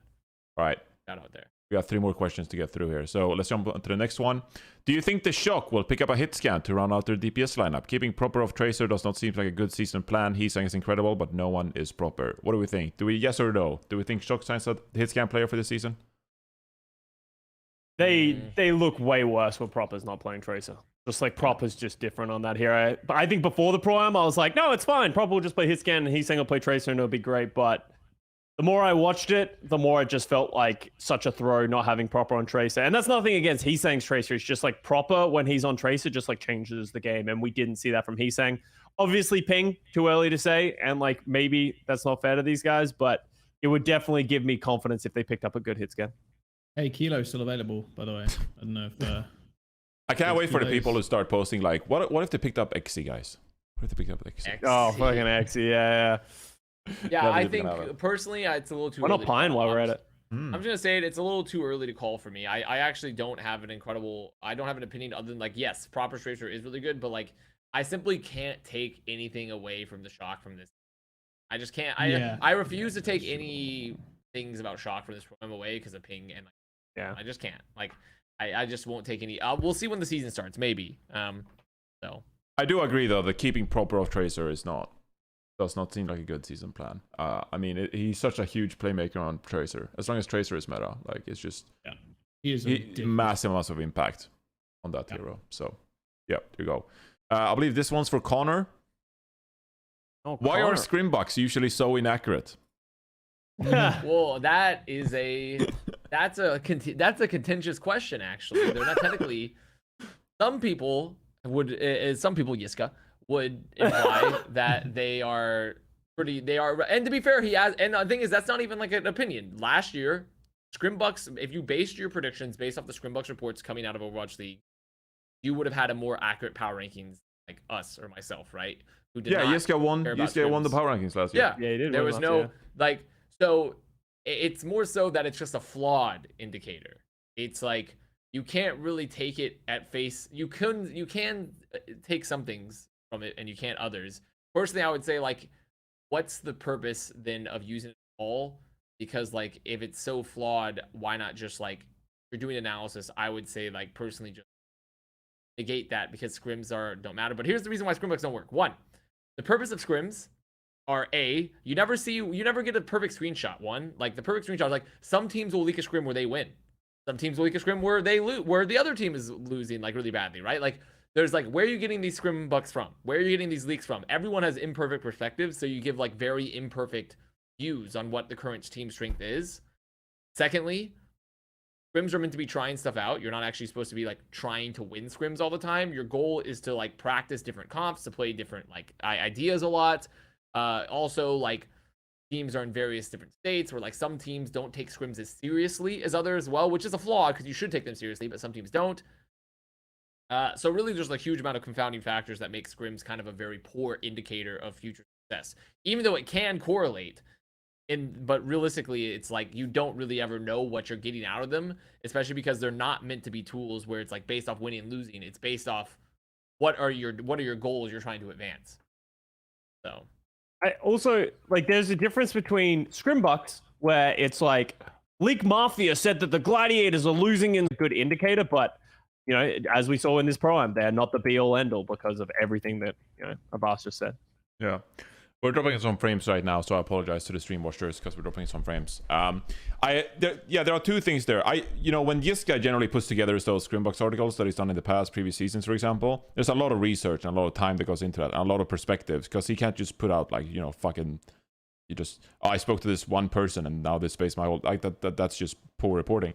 But there's also another aspect of this is that like people are generally the most interested in Scrimbox at like the most volatile of times. So for example, right after a new meta shift, there's a new meta, it dropped a week ago, everyone's like, oh my god, who is the best at the new patch? And it dropped a week ago. Naturally, the rankings are just going to be so volatile as teams are figuring out the compositions, the meta. There's going to be tons of like iterations on compositions, on playstyles. And so by nature, the most curious time for Scrimbox to be discussed is going to be when the power of those teams shift the most. So therefore they're inaccurate because they don't reflect like how good teams really are on a day-to-day kind of like basis, right? another point is sample size. Like this offseason, there was so little sample size, like the Gladiators losing 1 scrim to Saints, and people were like, oh my god, this is terrible. And so like that was 1 scrim, guys. Like that was literally 1 scrim, and it's such a small sample size that naturally it's just going to be inaccurate, right? So there's a few different things to this, but generally, like no one ever asks, like, 5 weeks into a meta, like, who are the best in scrim box? Because we're watching the games, we're watching the teams, like we already have the information available to rate them ourselves on actual match data, right? So it's a weird conversation, but there you go. I think that's a good takeaway from the question. Finally, which comps do you find the most interesting to watch? So just more like a, subjective kind of question, your feelings. If we can just go around the table, what comps do you like watching the most in the Overwatch League? Starting with you, Jaws. What comps do you like watching the most? Dive is like the obvious choice, right? But I really enjoy watching like Zenana backline, like that kind of comp with either Dive or like Poke, and Widow maps, Widow Sniper. Not double sniper, fuck double sniper. Don't like Hanzo, annoying. But I think Widow play is really interesting to me, just because Widow's one of my favorite characters. So like for me, it's just based on favorites. If I can see Zen and Ana, BAP, anything like that. Tanks, I'm like Ram's pretty fucking sick right now, with the different tanks you can do. And yeah, anything Widow related is really fun for me to watch. I'm gonna go Ana Zen Genji. Metas. I think that having the Genji blade is cool to watch. I think it has a really high ceiling, and you get to watch anything with Ana in it is just like super fun. The tank can be whatever the fuck they want at that point, but just like I think there's a perfect balance of ultimates matter, and it comes to this big moments of like the nano blades and the backline dealing with that while also having a fun neutral with the Zen and the Ana and that kind of stuff. Avast, what do you think? I mean, non-troll or troll, I love Torb comps. Any comps with Torb. Yep, that's because fair. Torb is super fun. It's just fun to watch Torb pop off. I love like when Torbs play really well, because like it's just interesting to see like how they play, because you can actually do a lot with a really good Torb player depending on how they play. Like there's a lot of impact they can have, and they can really mitigate a lot of like flanking DPS. Non-troll, I probably love just. I mean, realistically, like at the end of the day, I love just a good old-fashioned dive. A good old-fashioned dive. A little Tracer Genji, Winston, like it just, and Lucio Ana. I think that's like, to me, that's like peak. That's kind of peak. That's kind of like peak Overwatch in terms of like what you. And I'm willing to substitute some other play, like substitute maybe a Genji for a Cass or something like that, or even a Soldier. But like, I think that's like pretty peak in terms of how Overwatch is played, when you see like how cooldowns are used and like where you get to see pop-off moments and like good peel. Like it kind of has all the elements you want to see from Overwatch without a lot of like the bullshit. Really. Yeah. I mean, I was gonna say Genji too. I think Genji dive comps are pretty fun to watch. So there you go. We all just agree with the same answer. I will say, Yep. I think it's a real shame the Junker Queen promotes like the most unhealthiest of compositions. That's like, let's give everyone health and like run down mid. Because I think it's pretty badass that Junker Queen has like a giant axe and just like disintegrates the enemy tanks. Our stream is dying. This is sad. So, but yeah, I think Genji seems to be the most common answer. Promotes pretty healthy dive fun comps. I'll say as well Hanzo. People hate Hanzo because it's just like a gambling hero. I think Hanzo can be a bit fun to watch at times. In contest high grounds, storm arrows. I don't know. I think it's fun. Maybe I'm off the group, but there you go. Okay, thank you so much to our Plat Chat members. I enjoy it sometimes. Sometimes. I'll put out another post next week, and you can ask your questions on the show and get your questions on the show, and we'll respond to them. We got Bren's Player of the Week. To wrap up the show, guys, what do we think? Bren's Player of the Week. A lot of different options here. I will say that RuPaul already got the Pro M MVP, so I don't know if we want to double down on RuPaul. I'd say there are a few different options for us. I have a candidate, but I don't know if anyone wants to go first. You have a candidate? I have a group of candidates. Okay, wow. I gotta say, You want to go first? Candidate. Go, Johnny. I feel bad for Bad Pachimari. I feel like Bad Pachimari. No, we don't feel bad for him. Are you I'm kidding just- me? There's no way. He's the problem. He is the issue. But Yeah. The crux of the problem. they is did such a BP. good job being wrong that it was like impressive. But they're always wrong. That's the. Can't give it to Bad Patch. No, I putting my foot down. No? I cannot give it there's to no Bad Patch. way, bro. It was pretty sick. Scott, what were your? It became a narrative. Like it was, it was discussed heavily by Pachmari's predictions. Had a lot of influence in You the tournament. created good Twitter content, I suppose. Scott, what is yours? I didn't want to hear this bullshit. I wanted to, now that we're wrapping up the Pro-Am, I wanted to give it, as much as we've given all the contenders teams props, I wanted to give it all the talent that came through. I think they all did a really good job, and it was really awesome. Like seeing them get an opportunity to cast on the broadcast, primary broadcast. Yeah, I did love being stared by Rich Rad's eyes. Yeah, looking into my soul. Looking into my time. I think that's fair. That's a good shout out. I'm fine to give it. I mean, if I want to give it a player, I'd probably, if it was a player, I would probably give it to like. Honestly, I might give it a Checkmate just for finally beating. Like, I think he's finally emerged from the shadows. Like, people take Checkmate really seriously. So he's good enough to get the Bren's Player of the Week, but not good enough to get signed to a Avast Dream Team over Yaki. That's crazy. I'm getting some like two-sided bias coming out here. Those are two different modifiers. Those are two different modifiers. Someone beating the allegations that they reviewed that they didn't get the credit they deserve doesn't necessarily mean they're gonna be on the Dream Team. Those are two different things. Yeah. Okay. So. Yeah. I think for me it's like Checkmate is clearly just has as people have always rated Checkmate recently, but no one's really viewed Checkmate as like actually a really good player, like consistently. And I think this is the time where people are like, yeah, Checkmate is consistently a very good player that we talk about as like one of the better and like potentially best players in the league. So yeah, if we can't come up and agree on an answer, a solid option is always giving it to the scientific community. This week for the scientific community. Explaining this sea cucumber shoots sticky tubes out of its butt. Its genes hint at how. Newly analyzed genome helps explain this predator defense. And you can see it's a black sea cucumber. I feel like Bren would very much like this one. Wraps crabs, that's pretty wicked. With the sticky tubes that the cucumber is shooting out of its butt at this crab as a defense against predators like crabs, as shown in this artist illustration. So there you go. Thank you, scientific community, for your input this week. Give it to the mighty sea cucumber. The mighty sea cucumber? I mean, honestly, I'm not opposed. Okay. Are we feeling checkmate or cucumber shooting things out of its butt? I'm kind of in for the sea cucumber, honestly. Yeah, the sea cucumber. That's one of the more interesting things the scientific community has done recently. There you go. The mighty sea cucumber. Yeah, the sea cucumber. Congratulations, scientific community, once more. Winning Brent's Player of the Week. Put him down. Increase the count in the Excel spreadsheets. There you go. Great job by you guys. This is stupid. I agree, new type 79.